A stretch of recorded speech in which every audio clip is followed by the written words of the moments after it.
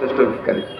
তো আমি হচ্ছি সেই বক্তা যারা এখনো মাইক ধরার অভ্যাস হয়নি, বুঝতে পেরেছেন? যাক, মাশাআল্লাহ, এটা ৩য় বছরের মতো আপনাদের এখানে এসে হাজির হয়েছি। সমস্ত প্রশংসা মহান আল্লাহ রাব্বুল আলামিনের জন্য, যিনি আমাদেরকে প্রতি বছর এই মহান মহতি অনুষ্ঠানকে আয়োজন করার, বাস্তবায়ন করার তৌফিক দিচ্ছেন। সকলে একত্রিত হয়ে বলি আলহামদুলিল্লাহ।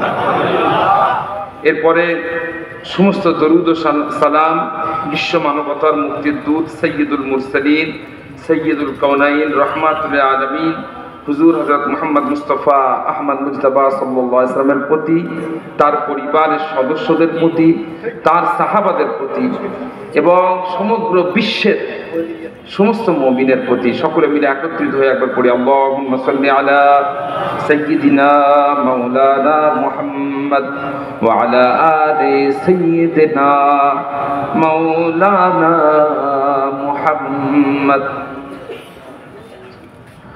আমি একটা বিষয় প্রথমে একটু ক্লিয়ার করে দিই। আমি যখন এখানে আসলাম আমাকে বলা হয়েছে শাইখুল হাদিস। আমার কথাটা শুনে খুব লজ্জা লেগেছে, তার কারণ আমি হাদিসের ছাত্র। শায়েখ তো অনেক দূরের কথা, আমি হাদিসের ছাত্র।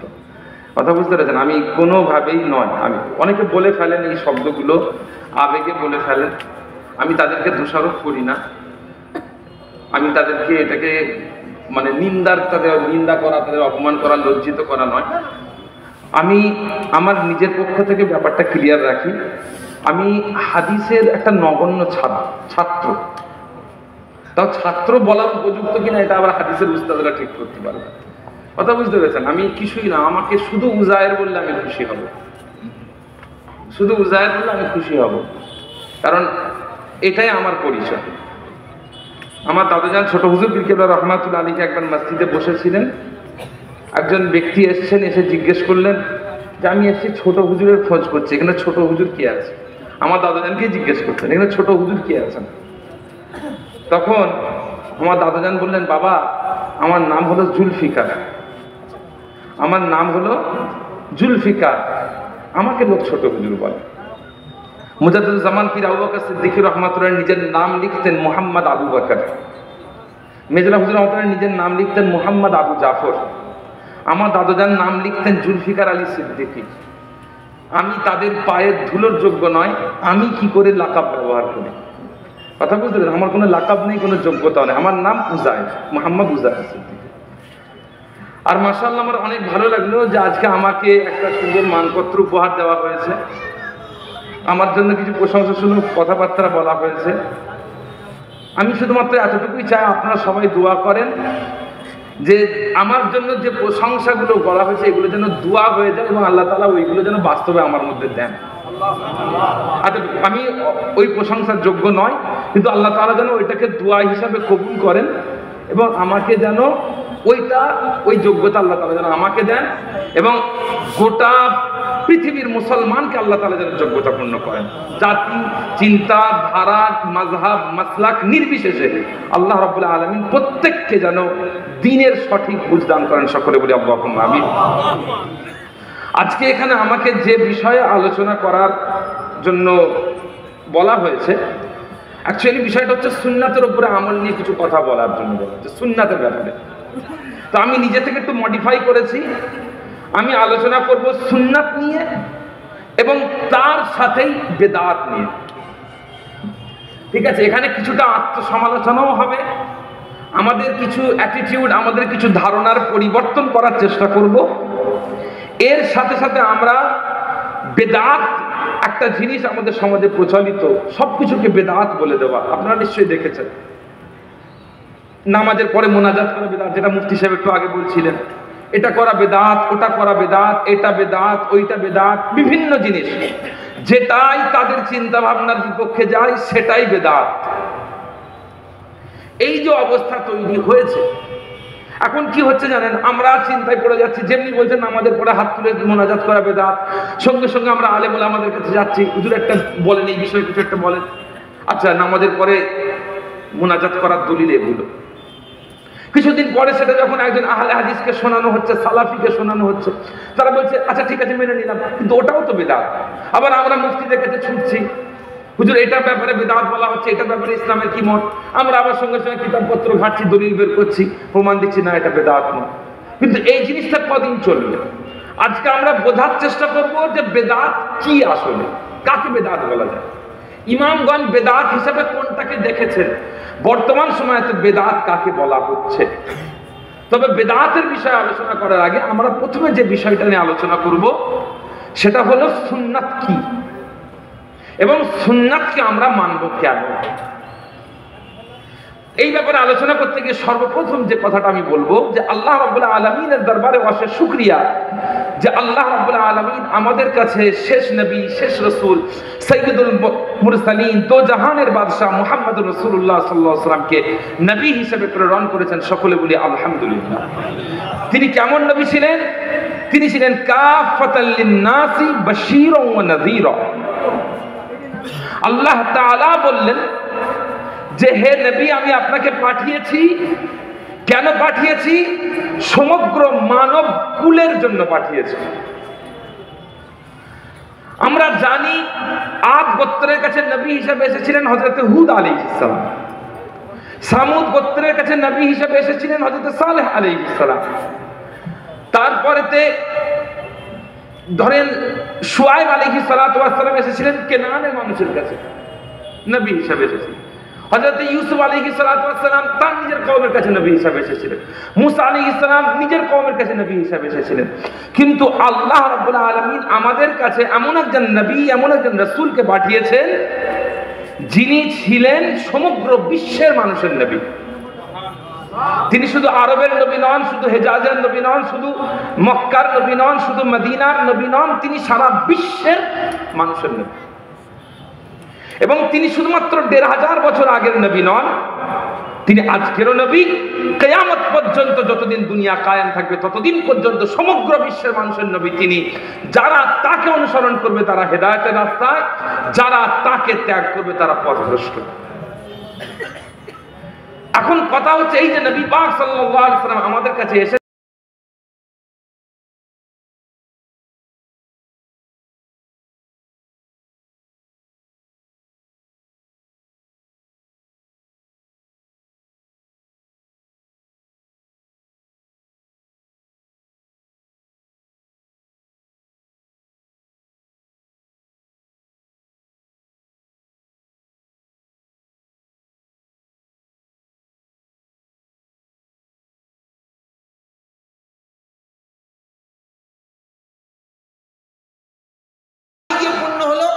মুহাম্মদুর রাসূলুল্লাহ সাল্লাল্লাহু আলাইহি ওয়াসাল্লাম তিনি যখন বিদায় হজের ঐতিহাসিক ভাষণ দিচ্ছিলেন সেই সময়তে আয়াত নাযিল হলো সূরাতুল মাঈদার ৩য় নম্বর আয়াত। আল্লাহ রাব্বুল আলামিন বলছেন আউযু বিল্লাহি মিনাশ শাইতানির রাজীম আল ইয়াওমা আকমালতু লাকুম দীনাকুম ওয়া আতমামতু আলাইকুম নি'মাতি ওয়া রাদীতু লাকুমুল ইসলাম দীনা। যে আজকের দিনে হে রাসূল সাল্লাল্লাহু আলাইহি ওয়াসাল্লাম, আজকের দিনে আমি আপনাদের জন্য তথা মুসলিম জাতির জন্য দ্বীনকে পরিপূর্ণ করে দিলাম। ওয়া আতমামতু আলাইকুম নি'মাতি, আমার নিয়ামতকে আপনাদের উপরে কমপ্লিট করে দিলাম। ওয়া রাযীতু লাকুমুল ইসলাম দীনা, যে ইসলামকে ধর্ম হিসেবে আপনারা প্রতিষ্ঠিত করেছেন সেই ইসলামের উপরে আমি আল্লাহ রাব্বুল আলামিন রাজি হয়ে গেলাম। হযরত ওমর রাদিয়াল্লাহু তাআলা আনহুর কাছে ইহুদিরা এসে বলেছিল, হে খলিফাতুল মুসলিমিন, এই আয়াতটা যদি আল্লাহ তাআলা ঈসা আলাইহিস সালাতু ওয়াস সালামের উপর নাযিল করতেন, তবে যে দিনে এই আয়াতটা নাযিল হতো সেই দিনটাকে আমরা ইহুদি জাতি ঈদ হিসেবে পালন করতাম। তার কারণ এই আয়াতটার মাধ্যমে ইসলামকে এতটা সম্মান দেওয়া হয়েছে যে সম্মান অন্য কোনো ধর্ম পায়নি। তো এই আয়াতের মেসেজের দিকে যদি আমরা তাকাই, এই আয়াতটা কি বোঝাতে চাইছে সেই দিকটা যদি আমরা একটু দেখতে চাই, তাহলে আমরা লক্ষ্য করবো হযরত আব্দুল্লাহ বিন আব্বাস রাদিয়াল্লাহু তাআলা আনহুমা কি বলছেন। তিনি বলছেন আল ইয়াওমা আকমালতু লাকুম দীনাকুম, এই আয়াতের তাফসীর হচ্ছে ওহুয়াল ইসলাম, দ্বীন হচ্ছে ইসলাম, অন্য কোনো দ্বীন নয়, ইসলাম। কি পূর্ণ হয়েছে? আখবারাল্লাহু নবিয়্যাহু ওয়াল মুমিনিন, আল্লাহ তাআলা তার নবী সাল্লাল্লাহু আলাইহি ওয়াসাল্লামকে এবং মুসলমানদেরকে, মুমিনদেরকে এই মেসেজ দিলেন, আন্নাহু কদ আকমালা লাহুমুল ঈমান, আল্লাহ রাব্বুল আলামিন মুসলমানদের ঈমানকে পরিপূর্ণ করেছেন। তার মানে আমরা ঈমানে কামেল, আমরা ঈমানে কামেল। তারপরে কি বলছেন, ফালা ইয়াহতাজুনা ইলা জিয়াদাতিন আবাদা, ইসলামের মধ্যে আর কখনোই কোনোদিন কোন রকম বাড়তি কিছুর প্রবেশের কোনো প্রয়োজন নেই। যেটা নাকেস তার প্রয়োজন আছে, যেটা কামেল সেখানে কোনো অ্যাড করার প্রয়োজন নেই। কথা বুঝতে পেরেছেন? যে জিনিসটা পরিপূর্ণ তাতে আর কোনো কিছু অ্যাড করার প্রয়োজন নেই। তারপরে কি বললেন, ওয়াকাদ আতাম্মাহুল্লাহু ফালা ইয়ানকুসুহু আবাদা, আল্লাহ রাব্বুল আলামিন এই দ্বীনকে কমপ্লিট করেছেন, কখনো এই দ্বীন ইনকমপ্লিট হবে না। এই দ্বীন পরিপূর্ণ, কখনো অপরিপূর্ণ হবে না। আর কি, ওয়াকাদ রাদিয়াল্লাহু ফাকাদ ইয়াসকুতুহু আবাদা ফালা ইয়াসকুতুহু আবাদা, আল্লাহ তাআলা এই দ্বীনের উপরে রাজি হয়ে গেছেন, কখনো এই দ্বীনের উপরে নাখোশ হবেন না। এটা কে বলছেন? আব্দুল্লাহ বিন আব্বাস রাদিয়াল্লাহু তাআলা আনহু বলছেন। তার মানে এখান থেকে বোঝা গেল আমরা ঈমানে কামেল, আল্লাহ রাব্বুল আলামিন আমাদেরকে পরিপূর্ণ করেছেন, আল্লাহ রাব্বুল আলামিন আমাদের উপর রাজি হয়ে গেছেন। এই আয়াতের আরো বিস্তারিত ব্যাখ্যা করেছেন কে? হযরত আল্লামা ইমাম ইবনুল আরাবী আল মালিকি রাহমাতুল্লাহি আলাইহি তার কিতাব আহকামুল কুরআন, তিনি কি বলছেন? তিনি বলছেন, ফি মা'না কামালিদ দ্বীন ওয়া তামামিন নি'মাতি ফীহি ওয়া ফি যালিকা কালামুন তাওয়ীল, এই যে আয়াতটা আছে আল্লাহ তাআলার কোরআনের আয়াতে দ্বীন পরিপূর্ণ হয়েছে, এর মধ্যে অনেক ব্যাখ্যা আছে। তার মধ্যে কয়েকটা ব্যাখ্যা তিনি উল্লেখ করেছেন। কি কি পরিপূর্ণ হয়েছে তিনি বললেন, আল্লাহ রাব্বুল আলামিন বললেন, আল ইয়াউমা আরাফতুকুম বিনাফসি বিআসমাই ওয়া সিফাতি ওয়া আফআলি ফাআরিফুনি। লক্ষ্য করেন, আল্লাহ রাব্বুল আলামিন এই আয়াতের মাধ্যমে বুঝিয়ে দিলেন, হে দুনিয়ার মানুষেরা, আমি মুহাম্মদুর রাসূলুল্লাহ সাল্লাল্লাহু আলাইহি ওয়াসাল্লামের মাধ্যমে আমার পরিচয়, আমার নাম, আমার সিফাত, আমার কাজ সব কিছুকে আমি তোমাদের সামনে প্রকাশ করে দিলাম, তোমরা এবার আমাকে চিনে নাও। সুবহানাল্লাহ, আল্লাহ তাআলা বলে দিলেন, আমি আমার মারিফাতকে তোমাদের সামনে খুলে দিলাম, আমার বান্দারা, আমার নবীর উম্মতেরা এবারে তোমরা চিনে নাও। প্রথম কামালাত এই জায়গায়, আল্লাহ তাআলাকে সবথেকে বেশি চিনতে পেরেছে উম্মতে মুহাম্মাদী। আর দ্বিতীয় পয়েন্ট কি, আল ইয়াউমা কাবিলতুকুম, আজকের দিনে আমি তোমাদেরকে কবুল করে নিলাম, ইসলামকে আমি কবুল করে নিলাম, এবং ওয়াকাতাবতু রিদাই আনকুম লিরিদাই লিদীনিকুম, তোমাদের দ্বীনের উপরে আমি রাজি থাকার কারণে তোমাদের উপরে আমি রাজি হয়ে গেলাম। সুতরাং ফা ইন্না তামামাদ দীনি ইন্নাকুম হুয়াল ইন্নামা ইয়াকুনু বিল কবুল, আর প্রত্যেকটা দিন কখন পরিপূর্ণ হয়? যখন সেটা আল্লাহ তাআলার কাছে কবুল। আপনার ইবাদত কখন পরিপূর্ণ হবে? যখন ইবাদত আল্লাহর কাছে কবুল হবে। আপনার নামাজ কখন গ্রহণযোগ্য হবে? যখন আপনার নামাজ আল্লাহর কাছে কবুল হবে। সারা জীবন নামাজ পড়লেন, আল্লাহর দরবারে কবুল হলো না, আপনার মেহনত হলো, কোনো লাভ হলো, তাই না? আর আল্লাহ তাআলা কি বললেন, আমি তোমাদের দোয়াকে কবুল করে নিলাম, আমি তোমাদের দোয়াগুলো কবুল করব। আর কি, আমি তোমাদেরকে সমস্ত শত্রুর উপরে তোমাদেরকে জাহের করলাম, তোমরা সবার উপরে জাহের থাকবে। আর কি, তিনি বললেন, আজকের দিনে আমি পবিত্র হারাম শরীফকে পবিত্র করলাম। আর কি, এরপরে তিনি বলছেন যে আজকের দিনে আমি তোমাদের সমস্ত মাসআলা মাসাইলগুলো ক্লিয়ার করে দিলাম। এবং শেষে আন্নাহু বিকামালিদ দীন লাম ইয়ানজিল বাদা হাদিহিল আয়াতি শাইআন, আল্লাহ রাব্বুল আলামিন বলে দিলেন যে আজকের দিনে আমি ইসলামের চূড়ান্ত হুকুম আহকাম নাযিল করে দিলাম, এরপরে হুকুম আহকাম সংক্রান্ত আর কোনো আয়াত নাযিল হবে না। তো এই প্রত্যেকটা ব্যাখ্যাকে সামনে রাখলে আমরা যেটা বুঝতে পারি সেটা কি, সেটা হলো যে আল্লাহ রাব্বুল আলামিন মুহাম্মদুর রাসূলুল্লাহ সাল্লাল্লাহু আলাইহি ওয়াসাল্লামের মাধ্যমে তার দ্বীনকে পরিপূর্ণ করে দিয়েছেন। তো এই যে পরিপূর্ণ দ্বীন, এখন আমাদের কাজ হচ্ছে যে এই পরিপূর্ণ দ্বীনকে সেলিব্রেট করা, সেটাকে পালন করা, সেটাকে অনুভব করা, তাই না? আপনাকে আল্লাহ তাআলা যে একটা কমপ্লিট জিনিস দেন, আপনার কি উচিত? আপনার উচিত সেটাকে পালন করা। আল্লাহ তাআলা সমস্ত নবীর উম্মতকে যে জিনিসটা দেননি সেটা আপনাকে দিয়েছেন, আপনি কি করবেন? পালন করবেন। আপনি পালন করুন। আমার কথা বুঝতে পারছেন না আপনারা? একটু আওয়াজ দেবেন, মনে রাখবেন আজকের আলোচনা এটা হানাফি কনফারেন্স, ওয়াজের মাজলিস নয়। এটা ওয়াজের মাজলিস নয়। এখানে আসা হয়েছে শুনে চলে যাওয়ার জন্য নয়, এখানে আসা হয়েছে আপনারা এসেছেন যাতে আপনারা ঘরে গিয়ে বলতে পারেন। কথা পার্থক্যটা বুঝতে পারছেন? ওয়াজের মাজলিস হবে, ওয়াজ শুনবেন, ঘরে চলে যাবেন, কাউকে বলার দরকার নেই। এখানে এসেছেন, কেন এসেছেন? ঘরে গিয়ে বলবেন, এর পরে আপনার সামনে কেউ মুখোমুখি হলে তার জবাব যাতে দিতে পারে। কথা বুঝতে পেরেছেন? আমাদের ফুরফুরা শরীফের মেজলা হুজুর পীর কেবলা রহমাতুল্লাহ আলাইহির একজন মুরিদ ছিলেন, খলিফা ছিলেন, আল্লামা মুফতি জিয়াদ আলী সাহেব রহমাতুল্লাহ আলাইহি।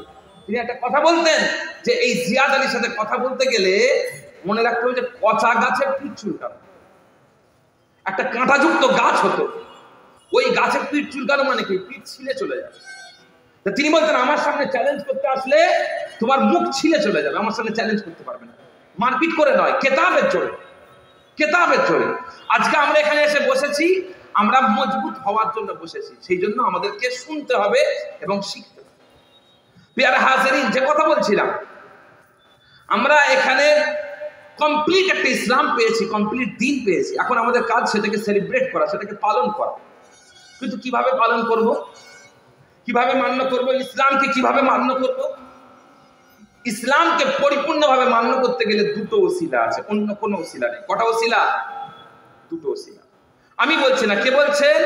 আল্লামা ইবনে ফারহুন আল ইয়ামুরি রাহমাতুল্লাহ আলাইহি তার কিতাব তাফসীরাতুল হুকাম কিতাবের মধ্যে উল্লেখ করছেন। কি বলছেন? وقال ابن فرحون رحمه الله اليوم أكملت لكم دينكم فدخل في هذا جميع مصالح العباد الدينية والدنيوية। আল্লাহ তাআলা বলেছেন আমি দ্বীনকে পরিপূর্ণ করে দিয়েছি। এই কথার অর্থ হলো যে আল্লাহ রাব্বুল আলামিন আমাদের দুনিয়াবি, আমাদের দ্বীনি যাবতীয় সমস্যার সমাধান আল্লাহ তাআলা কোরআনের মধ্যে দিয়েছেন। কিভাবে দিয়েছেন? আলা ওয়াজহিল কামাল, পরিপূর্ণভাবে দিয়েছেন।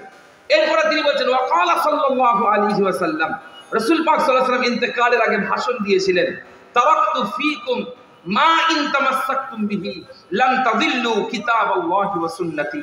আমি তোমাদের কাছে দুটো জিনিস রেখে যাচ্ছি, যদি তোমরা ওই দুটো জিনিসকে আঁকড়ে ধরতে পারো, যতদিন পর্যন্ত আঁকড়ে ধরবে তোমরা পথভ্রষ্ট হবে না। ওই দুটো জিনিস কি? আল্লাহর কিতাব এবং আমি রাসূলুল্লাহ সাল্লাল্লাহু আলাইহি ওয়াসাল্লাম আমার সুন্নাত।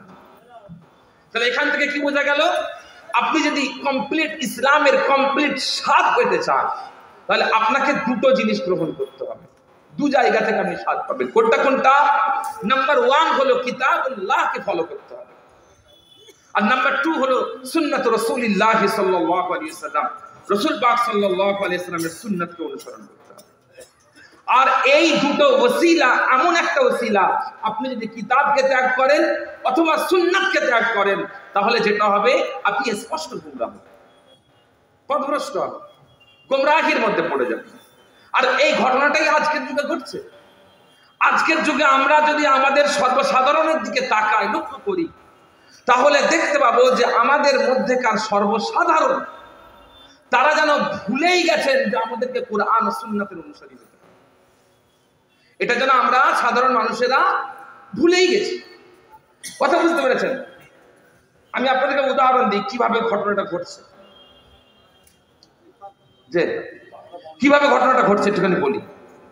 আমার সঙ্গে কয়েকজন মানুষের একটা বিষয় নিয়ে ইখতিলাফ হচ্ছে। ইখতিলাফটা কি? আমি ওই বিষয়ে ইখতিলাফটা নিয়ে একটা আলোচনা করবো না, আমি জাস্ট বোঝানোর জন্য বলছি। ইখতিলাফটা কি? ইখতিলাফটা হচ্ছে আমি কুরআন শরীফে বর্ণিত উম্মি শব্দের একটা ব্যাখ্যা করছি, কারো সেই ব্যাখ্যা পছন্দ হচ্ছে। এবারে আমি যেটা করছি, আমি বলছি আমার পক্ষে আমার দলিল আছে, আমি আমার দলিল দিচ্ছি। আল্লাহ তাআলা বলেছেন হাতু বুরহানাকুম ইন কুনতুম সাদিকিন। আল্লাহ তাআলা বলেছেন তোমরা যদি সত্যবাদী হও তোমরা তোমাদের দলিল দাও, তোমরা তোমাদের বুরহান নিয়ে এসো, তোমরা তোমাদের প্রমাণ নিয়ে এসো। তো আমি চাইছি কি? দলিল। তো সেই জায়গাতে কয়েকজন মন্তব্য করছে যে উজায়ের সিদ্দিকী কি আহলে হাদিস হয়ে গেছে, খালি দলিল চাইছে কেন? কথা বুঝতে পেরেছেন? উজায়ের সিদ্দিকী কি আহলে হাদিস হয়ে গেছে, দলিল চাইছে কেন? প্রবলেমটা দেখেন, যেন আমাদের মধ্যেকার সাধারণ মানুষের ধারণাই তৈরি হয়ে গেছে যে আমরা যেহেতু হানাফি, আমরা যেহেতু ফুরফুরা সিলসিলা, আমরা যেহেতু এই চিন্তা ভাবনা, আমাদের কোনো দলিল লাগবে না, আমাদের হুজুর যেটা করবে সেটা। অথচ যদি লক্ষ্য করেন তাহলে দেখতে পাবেন যে সারা বিশ্বের মধ্যে কুরআন মাজিদের এবং হাদিস শরীফের সব থেকে বেশি চর্চা যদি অন্য কেউ করেন, যদি সব থেকে বেশি চর্চা কেউ করে থাকেন, সেটা করেছেন চার মাযহাবের অনুসারীরা। চার মাযহাবের অনুসারীরা সব থেকে বেশি চর্চা করেছেন কুরআন ও সুন্নাতে। ইমাম আযম আবু হানিফা রাহমাতুল্লাহ আলাইহির ছাত্র ইমাম মালিক রাহমাতুল্লাহ আলাইহি 6টা কিতাব লিখেছেন, তিনি জাহিরুল রিওয়ায়াত বলা হয়, স্পষ্ট বর্ণনা। ওই 6টা কিতাব এত বড় যে কোনো মুফতিরাও পড়তে পারেন না। এখানে অনেক আলেম ওলামা বসে আছেন। ওই 6টা কিতাব এত বড় যে কোনো মুফতিও সবকটা কিতাব পড়ে শেষ করতে পারেন না, কোনো মুফতি। এত বড়, সারা লাইফ লেগে যাবে। সেই কিতাবগুলোতে কি বলা হয়েছে? হানাফি মাযহাবের মাসআলা মাসাইল বলা হয়েছে। এখন আমরা যদি কোরআন হাদিস, কোরআন সুন্নাহ ছেড়ে দিয়ে শুধু মাযহাব মেনে পড়ে থাকবো, শুধু হাদিস, শুধু সিলসিলা মেনে পড়ে থাকবো, যদি এমন হতো তাহলে কি দেখা যেত? যে ওই 6টা কিতাবকে আমরা সম্বল করে নিতাম, ওই 6টা কিতাবকে আমরা সম্বল করে নিতাম, আমরা অন্য কোনো জিনিসে মাথা মারতাম না, তাই না? কিন্তু আমরা কি করেছি? কোরআন শরীফ নিয়ে চর্চা করেছি, সুন্নাত নিয়ে চর্চা করেছি, কোরআনের তাফসীর লিখেছি, কোরআন মাজিদের তাফসীর পড়েছি, হাদিসের ব্যাখ্যা লেখা হয়েছে, হাদিসের ব্যাখ্যা পড়েছি। আপনি খোঁজ নিয়ে দেখেন, বুখারীর শ্রেষ্ঠ ব্যাখ্যাগুলোর মধ্যে একটা উমদাতুল কারি, কাল লেখা, হানাফিদের লেখা। মুসলিম শরীফের একটা শ্রেষ্ঠ ব্যাখ্যা, সেটা হচ্ছে কি? ফাতহুল মুলহিম, কাল লেখা, হানাফিদের লেখা। আবু দাউদের শ্রেষ্ঠ ব্যাখ্যাগুলোর মধ্যে একটা বাজরুল মাজহুদ, কাল লেখা, হানাফিদের লেখা। তিরমিজি শরীফের শ্রেষ্ঠ ব্যাখ্যাগুলোর মধ্যে কয়েকটা, কাদের লেখা? হানাফিদের লেখা। মুয়াত্তা মালিকের শ্রেষ্ঠ ব্যাখ্যাগুলোর মধ্যে একটা যা আছে, কাদের লেখা? হানাফিদের লেখা। আপনি চিন্তা করে দেখেন, মুয়াত্তা মালিকের আত-তালিকুল মুমাজ্জাদ কার লেখা? হানাফিদের লেখা। আপনি লক্ষ্য করে দেখেন, আমি কি বলতে চাইছি বুঝতে পারছেন? তাহলে আমরা যারা হানাফি মাযহাবের মানুষ, আমরা কি করি? কুরআন সুন্নাহর ভিত্তিতেই আমল করি। কথা বুঝতে পারছেন?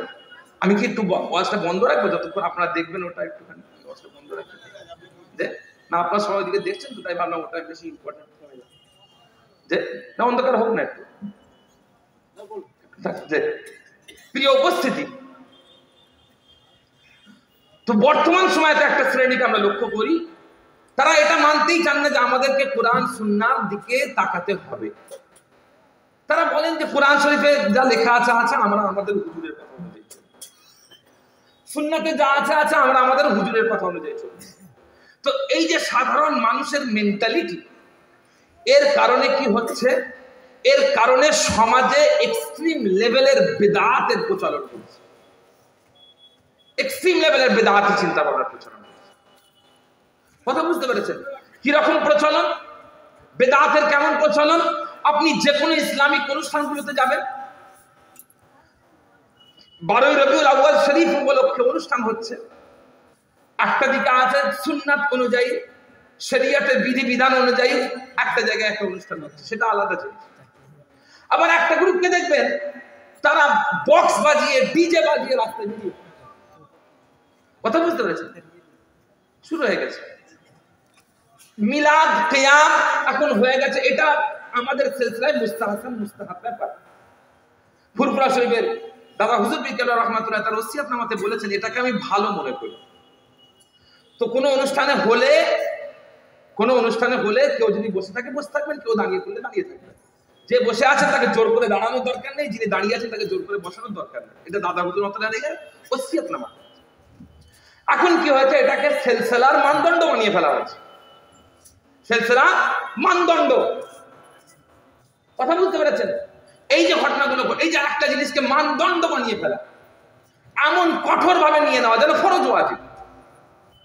তো এই জায়গায় এইগুলো কি করছে? আমাদের সমাজে এই কঠোরতাগুলো বিদআতের প্রচলন ঘটাচ্ছে।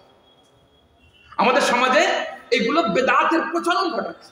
এবং আমভাবে এই জিনিসগুলো কখন ঘটছে? এই জিনিসটা যখন সাধারণ মানুষ এই মেন্টালিটি নিয়ে বসবাস করছে যে আমাদেরকে দেখার দরকার, একটা আমল আমাদের মনে হয়েছে আমরা করে ফেলি, একটা আমল আমাদের মসজিদে একটা আমল শুরু করার দরকার, করে ফেলি।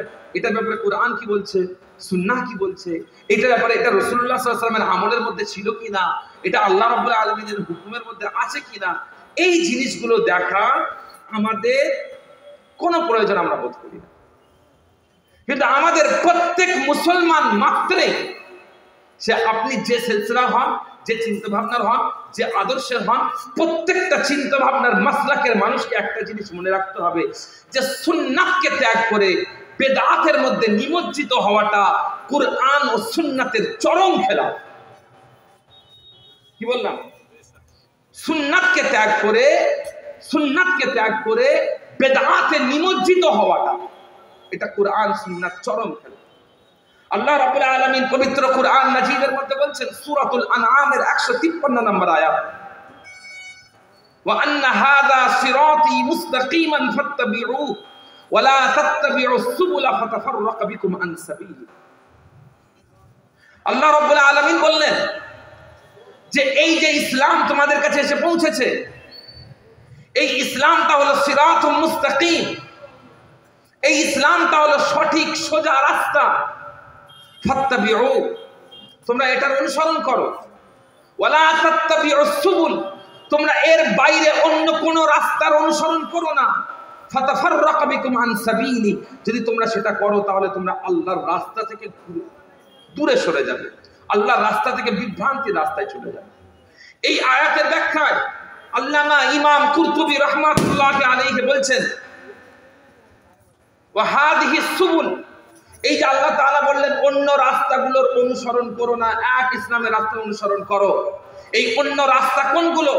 ইমাম কুরতুবী রাহমাতুল্লাহি আলাইহি বলছেন এই কথার মাধ্যমে তাউমুল ইয়াহুদিয়াতু ওয়ান নাসরানিয়াতু ওয়াল মাজুসিয়াতু, এই হুকুমের মধ্যে যেমন একদিকে ঢুকে যাচ্ছে ইহুদিদের রাস্তা, নাসারাদের রাস্তা, মাজুসিদের রাস্তা, ওয়াসাইরু আহলি মিলাল, পৃথিবীতে যত ইসলাম ছাড়া ধর্ম আছে সব ধর্মের মধ্যে ঢুকে যাচ্ছে। এর সাথে সাথে কে ঢুকছে? ওয়া আহলুল বিদআ ওয়া দালালাত, যারা বিদআতি এবং পথভ্রষ্ট তারাও এর মধ্যে ঢুকে যাচ্ছে। আল্লাহ তাআলা বলেন ওয়ালা তাত্তাবিউস সুবুল, অন্য রাস্তার অনুসরণ করো না। ইমাম কুরতুবী, ঠিক আছে, ইমাম কুরতুবী রাহমাতুল্লাহ আলাইহি বলছেন এই অন্য রাস্তার মধ্যে একটা রাস্তা হলো বেদাতের পথে চলে যাওয়া, যে পথে যেতে আল্লাহ তাআলা বারণ করছেন। তো প্রিয় হাজিরিন, আমরা আবার যদি রাসূলুল্লাহ সাল্লাল্লাহু আলাইহি ওয়াসাল্লামের হাদিসের দিকে তাকাই, রাসূল পাক সাল্লাল্লাহু আলাইহি ওয়াসাল্লাম বলছেন, আন্না নবী সাল্লাল্লাহু তাআলা আলাইহি ওয়াসাল্লাম قال افترقت اليهود على 71 فرقة, ইহুদিরা 72টা দলে ভাগ হয়েছে। এই হাদিস আমরা অনেকেই শুনেছি। ইহুদিরা কটা দলে ভাগ হয়েছে? তা আমাদের কটা দলে? একজন বলবেন, আপনারা কি, আমরা বলবেন না? রাগ করে আছেন? বলেন কটা দল? 72টা। আমি রাসূলুল্লাহ সাল্লাল্লাহু আলাইহি ওয়াসাল্লামের হাদিস বলছি, উচ্চারণ করতে শিখতে হবে যে 72টা দল হবে। তারপর আল্লাহ রাসূল সাল্লাল্লাহু আলাইহি ওয়াসাল্লাম বলছেন ওয়াফতারাকাতিন নাসারা আলা ইসনাতাইনি, বলা ভুল হলো আমার, ইহুদিরা 71টা দলে বিভক্ত হয়েছে। ওয়াফতারাকাতিন নাসারা আলা ইসনাতাইনি ওয়া সাবঈনা ফিরকাতান, আর নাসারাগণ তারা 72টা দলে বিভক্ত হয়েছে। ওয়াসাতাফতারিকু হাদিহিল উম্মাতু আলা 73 ফিরকাতান, আর এই উম্মাত তথা ইসলামিক মুসলমান উম্মাত তারা 73টা দলে ভাগ হবে। কুল্লুহা ফিন নারি ইল্লা ওয়াহিদাতান, 72টা দলের সব দল জাহান্নামে যাবে, একটা দল ছাড়া। কটা দল ছাড়া? একটা দল ছাড়া। সাহাবারা জিজ্ঞাসা করলেন, কিলা মান হিয়া ইয়া রাসূলুল্লাহ, ইয়া রাসূলুল্লাহ, ইয়া হাবিবাল্লাহ সাল্লাল্লাহু আলাইহি ওয়াসাল্লাম, সেই দল কোনটা? ক্বালা মান কানা আলা মিসলি মা আনা আলাইহি ওয়া আসহাবি, আল্লাহ রাসূল সাল্লাল্লাহু আলাইহি ওয়াসাল্লাম বললেন সেই দল হলো ওই দল যার উপরে আমি আছি এবং আমার সাহাবারা আছে। আমি আছি এবং আমার সাহাবারা আছেন। এই হাদিস থেকে বোঝা গেল যে সুন্নাতের অনুসরণ যদি আমরা না করতে পারি, সুন্নাতের রাস্তায় যদি আমরা না চলতে পারি, তাহলে আমরা কোন দিকে যাব? কোন দিকে যাব? জাহান্নামের দিকে যাব। কথা বুঝতে পেরেছেন? হযরত আব্দুল্লাহ বিন মাসউদ রাদিয়াল্লাহু তাআলা আনহু একটা বর্ণনা ইমাম কুরতুবী রাহমাতুল্লাহ আলাইহি উল্লেখ করেছেন। কি বলছেন? قال عبد الله بن مسعود رضي الله تعالى عنه تعلموا العلم قبل ان يقبض, তোমরা তো তার আগে ইলম শিখে নাও। কার আগে? এলেম উঠে যাওয়ার আগে, তোমরা এলেম উঠে যাওয়ার আগে এলেম শিখে নাও। এলেম কখন উঠে যাবে? যখন আহলুল এলেমরা চলে যাবে, আলেমরা মারা যাবে। আজকে আমি অনেকক্ষণ আগে এসেছিলাম, আলাপ আলোচনা হচ্ছিল, মৌলানা আব্দুল খালেক সাহেবের কথা বলছিলাম, এই তো তারপরেতে আর কার কথা বলছি, আব্দুল্লাহ গালিব সাহেব, জলিল সাহেবের কথা বলছিলাম। এই মানুষগুলোকে আপনারা চেনেন তো? চেনেন তো? এই মানুষগুলো তো এলাকায় নেই, ইন্তেকাল হয়ে গেছে। এখন আপনি বলেন যে এই এলাকায় তারা যে খেদমতটা করতেন সেই খেদমত এখন হয়? সেই কাজ এখন হয়? এর মানেটা কি? তারা চলে গেছেন, তাদের সাথে সাথে কবজুল ইলম হয়ে গেছে। তারা চলে গেছেন, তাদের সাথে সাথে একটা ইলম উঠে চলে গেছে। হযরত আব্দুল্লাহ ইবনে মাসউদ রাদিয়াল্লাহু আনহু বলেছেন, এই আলেমদের চলে যাওয়ার আগে ইলম শিখে নাও, আলেমদের মারা যাওয়ার আগে ইলম শিখে নাও। এরপরে কি বললেন? এরপরে তিনি বললেন যে ওয়াল আলা ওয়া ইয়াকুম, সাবধান হয়ে যাও। কিসের থেকে? ওয়াত্তানাত্তুআ, ইসলামের বিকৃতি থেকে সাবধান হয়ে যাও। ওয়াত্তাআম্মুকা, ইসলামের ছোটখাটো বিষয় নিয়ে ডিপ গভীরে যাওয়া থেকে সাবধান হয়ে যাও। আর ওয়াল বিদআ, এবং বিদআত থেকে সাবধান হয়ে যাও। ইসলামের বিকৃতি করো না, ছোটখাটো বিষয় নিয়ে তাআম্মুক করো না, বাড়াবাড়ি করো না, এবং বিদআত করো না। তাহলে এখান থেকে আমরা কি দেখতে পেলাম? আমরা দেখতে পেলাম যে ইসলাম বলছে যে তোমরা বিদআত থেকে সাবধান, বিদআত করো। আবার রাসূল পাক সাল্লাল্লাহু আলাইহি ওয়াসাল্লাম যখনই খুতবা দিতেন তিনি বলতেন, আম্মা বাদ ফাইন্না আসদাকাল হাদিসি কিতাবুল্লাহ, সত্য কথা, সবথেকে সত্য কথা হলো আল্লাহর কোরআনের কথা। তারপরে কি বলছেন? ফাইন্না আসদাকাল হাদিসি কিতাবুল্লাহ ওয়া খায়রুল হাদি হাদি মুহাম্মাদিন সাল্লাল্লাহু আলাইহি ওয়াসাল্লাম, সর্বশ্রেষ্ঠ হিদায়াত হচ্ছে রাসূলুল্লাহ সাল্লাল্লাহু আলাইহি ওয়াসাল্লামের হিদায়াত। ওয়া শাররুল উমুরি মুহদাসাতুহা, প্রত্যেকটা জিনিসের মধ্যে খারাপই হচ্ছে যেটা নতুন আবিষ্কৃত হয়েছে।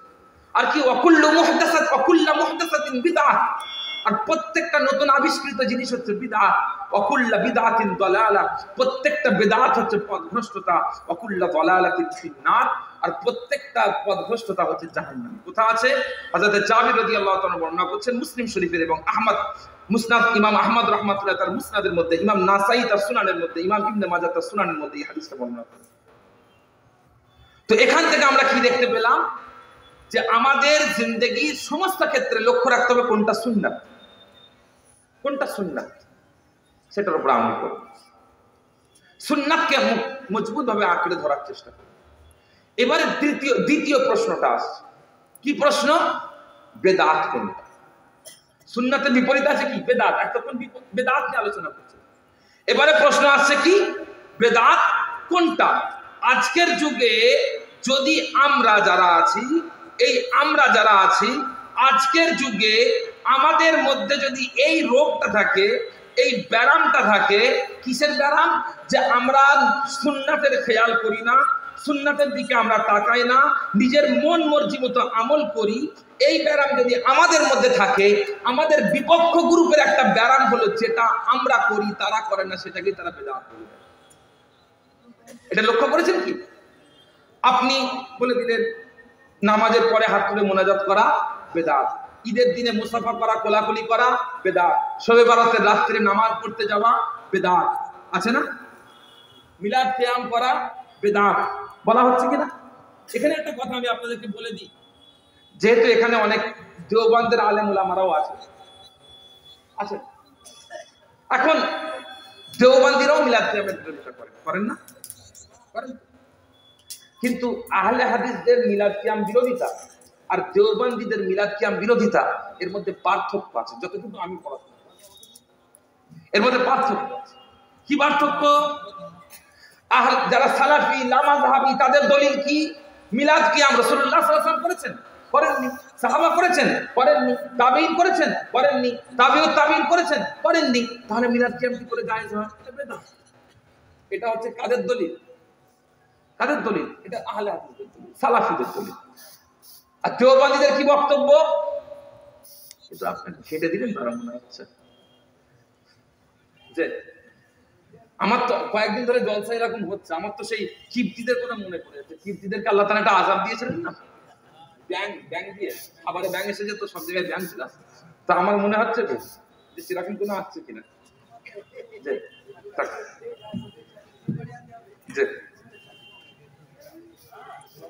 ঠিক আছে, এটা সহ্য করতে হবে, একটুখানি সহ্য করতে হবে। ঠিক আছে ভাই, ছেড়ে যাবে আমাকে নিয়ে চাপ। যে কথা বলছিলাম আমরা, অপরদিকে আকাবিরে দেওবন্দ যারা আছেন, আমি যতটুকু জানি আল মুফান্নাদ আল মুহান্নাদের উপরে যে দেওবন্দিরা টিকে আছে, তারা কি বলছেন? তারা বলছেন, মৌলানা আশরাফ থানভী সাহেব রাহমাতুল্লাহির মতো আলেম সহ অন্যান্য আলেমরা বলছেন, তাদের একটা শ্রেণী বলছেন কি, তারা বলছেন মিলাদ কিয়ামের মাহফিলে অনেক মুনকারাত হয়। কেমন মুনকারাত? সেখানে বেটা ছেলে মেয়ে ছেলে একত্রিত হয়, সেখানে ঢোল তবলা বাজানো হয়। তো এই সমস্ত জিনিসগুলো, আর আপনি যদি ইউপির দিকে যান, বিহারের দিকে যান, গুজরাটের দিকে যান, মধ্যপ্রদেশের দিকে যান, এখনো পর্যন্ত মিলাদ কিয়ামে এমন ধরনের মুনকারাত চলে সেখানে যে কল্পনার বাইরে। তো সেই দিকে খেয়াল করে তারা কি বলছেন, একটা মুবাহ মুস্তাহসান কাজ করতে গিয়ে যদি এতগুলো মুনকারাত খারাপ কাজ ঘটে যায়, তাহলে ওইটাকে বন্ধ করে দেওয়া উচিত। এটা কাদের বক্তব্য? এটা দেওবন্দিদের। এর উত্তরে আমরা কি বলেছি? আমাদের আকাবিরে ফুরফুরা মাশায়েখে ফুরফুরা মিসবাহুদ্দিন পীর কেবলা রাহমাতুল্লাহ আলাইহি তাহকিকুল মাসাইল কিতাবের মধ্যে বলেছেন যে আমরাও মানি মিলাদ কিয়ামে বেটা ছেলে মেয়ে ছেলে একত্রিত হলে, গান বাজনা হলে, সেখানে হারাম কাজ হলে আমরাও জানি যে সেটা অন্যায়। কিন্তু আমরা মাশায়েখে ফুরফুরা তারা বলছেন যে আমরা যখন মিলাদ কিয়াম করি আমরা মুনকারাত থেকে সরে। তাহলে যে জায়গাতে আপত্তি সেটা যদি মীমাংসা হয়ে যায় তাহলে ঝামেলা নেই। আমার কথা বুঝাতে পারছি? কিন্তু আজকের যুগে খুব দুঃখের সাথে বলতে হয়, সাধারণের মধ্যে যেমন ফুরফুরা সিলসিলার একটা শ্রেণী আছে, বেরেলিদেরকে নিজের আপন মনে করে, কারণ তারা মিলাদ কিয়াম করে, মনে করে সব একই। ঠিক অপরদিকে দেওবন্দীদের একটা গ্রুপ আছেন, তারা মনে করেন যে আহলে হাদিসরা যখন দেওবন্দ মিলাদ কিয়ামের বিরোধিতা করছেন, তারা এই জায়গাতে আমরা এক। কথা বুঝতে পারছেন? এবং তারা তখন কি করেন, যে দলিল আহলে হাদিসরা দেয় সেই দলিলকে আমি দেখি তাদের দিচ্ছে, দেওবন্দীদের দিচ্ছে। তারা বলে রাসূলুল্লাহ সাল্লাল্লাহু আলাইহি ওয়াসাল্লাম জামানায় মিলাদ কিয়াম ছিল। তারা প্রশ্ন করে রাসূলুল্লাহ সাল্লাল্লাহু আলাইহি ওয়াসাল্লাম জামানায় মিলাদ কিয়াম ছিল? রাসূলুল্লাহ সাল্লাল্লাহু আলাইহি ওয়াসাল্লামের জামানায় ছিল না, যখন তখন বিদআত। আমি এটাকে ঘুরিয়ে প্রশ্ন করি যে আমি দারুল উলুম দেওবন্দ মাদ্রাসায় গিয়ে বুখারী আমি পড়ব না, আমি পড়ব মুসান্নাফ ইবনে আব্দুর রাজ্জাক, মুসান্নাফ ইবনে আবি শাইবা। আমাকে মুহাদ্দিসের একটা সনদ দিতে হবে, দেবে? কেন দেবে না? শরীয়তের ব্যাপারে এত কঠোরতা কেন? রাসূলুল্লাহ সাল্লাল্লাহু আলাইহি ওয়াসাল্লাম জামানায় কি বুখারী শরীফ পড়িয়ে মুহাদ্দিস বলা হতো? তাহলে তোমরা কেন এত বাড়াবাড়ি করছো যদি ঘুরিয়ে প্রশ্নটা করি? কথা কি বলছি বুঝতে পেরেছেন? তার কারণ এই জায়গাতে আমাদের মাশায়েখদের আন্ডারস্ট্যান্ডিং ঠিক থাকলেও আমাদের সাধারণের মধ্যে একটা মিসআন্ডারস্ট্যান্ডিং আছে। তো যাই হোক, তো এই বেদাতের বিষয়টা বুঝতে গেলে এই যে সব কথাই আমাদেরকে বেদাত বেদাত বেদাত বেদাত বলে দেওয়া হয়, আর তারা একটা সংজ্ঞা দেয়, আপনারা শুনে থাকবেন, প্রত্যেকটা সালাফি মাযহাবী একটা কথা বলে, যে জিনিসটা রাসূল পাক সাল্লাল্লাহু আলাইহি ওয়াসাল্লামের জামানাতে ছিল না সেটাই বেদাত, আর প্রত্যেক বেদাত পথভ্রষ্টতা। বলে কি না? যে জিনিসটা রাসূলুল্লাহ সাল্লাল্লাহু আলাইহি ওয়াসাল্লামের জামানায় ছিল না সেটা বেদাত, আর প্রত্যেকটা বেদাত কি? পথভ্রষ্টতা। চলুন আসুন আমরা দেখি যে আসলে বেদাত কাকে বলে। বেদাত কাকে বলে এই জিনিসটা বোঝার আগে প্রথম আপনাকে একটা জিনিস বুঝতে হবে যে শরীয়ত কিভাবে তাদবিন হয়েছে, শরীয়ত কিভাবে মুদাওয়ান হয়েছে, অর্থাৎ শরীয়তকে কিভাবে কনস্টিটিউট করা হয়েছে, কিভাবে বাস্তবায়িত করা হয়েছে। একটা জিনিস আমরা সকলেই জানি এবং কমন সেন্স এটাই বলছে যে কুরআন ও সুন্নাত, তার কামালাত, তার পরিপূর্ণতা, তার বিস্তার, তার ব্যাপকতা, এই সব কিছু থাকার পরে কুরআন ও সুন্নাতের একটা সীমা আছে। বিশ্বাস করেন কিনা? কুরআন শরীফে 114টা সূরা আছে, কুরআন মাজিদে 114টা সূরা আছে। কবে ছিল? রাসূলুল্লাহ সাল্লাল্লাহু আলাইহি ওয়াসাল্লামের জামানায় ছিল। আজ কটা সূরা? 114টা। কিয়ামত পর্যন্ত কটা থাকবে? 114টা। বাড়বে? একটা আলিফ বাড়বে। তার মানে কি? ওই জায়গাতে কুরআন মাজিদের মাতান সীমাবদ্ধ। যতগুলো হাদিস লেখা আছে হাদিস ততগুলোর মধ্যে সীমাবদ্ধ। আমি যদি আজকে এখানে এসে একটা কথা বলি, আল্লাহ রাসূল সাল্লাল্লাহু আলাইহি ওয়াসাল্লাম বলেছেন এটা, আপনারা কি বলবেন? না, এটা হতেই পারে না, হতেই পারে না। যদি সত্যি হয় আপনি বলেন কোথায় আছে? তার মানে কি হাদিসেরও একটা সীমাবদ্ধতা আছে, তার বাইরে অন্য কিছু গেলে, তার বাইরে অন্য জায়গায় অন্য কোনো কথা বললে সেটাকে হাদিস হিসাবে কি গ্রহণ করা হয় না। কথা বুঝতে পারছেন? কিন্তু অপরদিকে আমরা যদি তাকাই তাহলে আমরা দেখতে পাবো দুনিয়া কিন্তু থেমে নেই। আপনারা কি আমার কথা শুনছেন? দুনিয়া কিন্তু থেমে নয়। দুনিয়া ১৫০০ বছর আগে যে অবস্থায় ছিল আজকে কি সে অবস্থায় আছে? নেই, পরিবর্তন হয়েছে। তার মানে দুনিয়ার পরিবর্তন হচ্ছে, দুনিয়ার আধুনিকীকরণ হচ্ছে, দুনিয়ার রূপ বদলাচ্ছে, কিন্তু কোরআন ও হাদিসের রূপ একই আছে। তাহলে এখন প্রশ্ন হচ্ছে, দুনিয়া যত বদলাচ্ছে নতুন নতুন প্রশ্ন আসছে। যত নতুন নতুন প্রশ্ন আসছে তার আমরা দলিল কোথা থেকে খুঁজবো? কোরআন থেকে এবং সুন্নাহ থেকে। এটাই তো স্বাভাবিক, কোরআন ও সুন্নাহ থেকে আমরা দলিল খুঁজবো, তাই না? একটুখানি লক্ষ্য, অসুবিধা নেই, অসুবিধা, কোনো চাপ নেবেন না, থাক যা আছে কোনো কষ্ট হচ্ছে, ঠিক আছে। আমরা দলিল কোথা থেকে খুঁজবো? কোরআন ও সুন্নাহ থেকে। আমরা জানি কোরআন শরীফ পরিপূর্ণ, আমরা জানি কোরআন মাজিদ পরিপূর্ণ। একটুখানি খেয়াল করেন, কোরআন মাজিদ পরিপূর্ণ। আল্লাহ রাব্বুল আলামিন বলছেন, মা ফাররাতনা ফিল কিতাবি মিন শাইইন। আমি কোরআন শরীফে কোনো কিছু ছেড়ে দিইনি, কোরআন শরীফে সব আছে, কোরআন মাজিদে সব আছে। অপর জায়গায় আল্লাহ তাআলা বলছেন, ওয়া নাযালনা আলাইকাল কিতাবা তিবয়ানাল লিকুল্লি শাইইন। আমি কোরআন মাজিদ অবতীর্ণ করেছি, কেন অবতীর্ণ করেছি? তিবয়ানাল লিকুল্লি শাইইন, সব কিছুকে বর্ণনা করার জন্য। আল্লাহ রাব্বুল আলামিন অপর জায়গায় বলছেন, ওয়া লাকাদ যারাবনা লিন-নাসি ফি হাদাল কুরআনি মিন কুল্লি মাতাল। আমি কোরআনে সব কিছু উদাহরণ সহ বুঝিয়ে দিয়েছি। আল্লাহ তাআলা অপর জায়গায় বলছেন, ইন্নাল্লাহা লা ইস্তাহি আন ইয়াদরিবা মাসালাম মা বাউদাতান ফামা ফাওকাহা। আমি আল্লাহ রাব্বুল আলামিন কোরআন মাজিদে একটা মশার উদাহরণ দিতে লজ্জিত বোধ করি না, এর থেকেও ছোট জিনিসের আমি উদাহরণ দিই। তার মানে কোরআন শরীফে সব আছে, কোরআন মাজিদে সব আছে। কিন্তু আমি যদি এখন জিজ্ঞেস করি যে মাইকে নামাজ পড়াবো, মাইকে আজকে ধরেন এখানে মাগরিবের নামাজ মাইকে হয়েছে, কোরআন মাজিদে দেখিয়ে দেন, কোরআন মাজিদে দেখিয়ে দেন মাইকে নামাজ পড়া কোথায় আছে, মাইকে নামাজ পড়া জায়েজ নাকি না জায়েজ দেখিয়ে। আপনি তখন কি করবেন? সেটা দেখানো কি সম্ভব হবে আপনার দ্বারা? দেখানো কি সম্ভব হবে? সম্ভব হবে না। তার কারণ কোরআন শরীফে হয়তো আছে কিন্তু আমাদের দেখার ক্ষমতা নেই। কোরআন শরীফে সেটা আছে কিন্তু কি ইজমালি অবস্থায় আছে, কোরআন শরীফে আছে সংক্ষেপে আছে, কোরআন শরীফে মুশকিল হালতে আছে, কিন্তু মুশকিল অবস্থায় আছে, যার তাফসীর দরকার। ইজমালি অবস্থায় আছে, যার কি বিস্তার দরকার। এক্ষেত্রে কার ভূমিকা আসবে? এক্ষেত্রে ভূমিকা আসবে রাসূলুল্লাহ সাল্লাল্লাহু আলাইহি ওয়াসাল্লাম। আমরা যখন কোরআন শরীফে কোনো জিনিসকে বুঝতে পারবো না, আমরা তখন কোথায় খুঁজবো?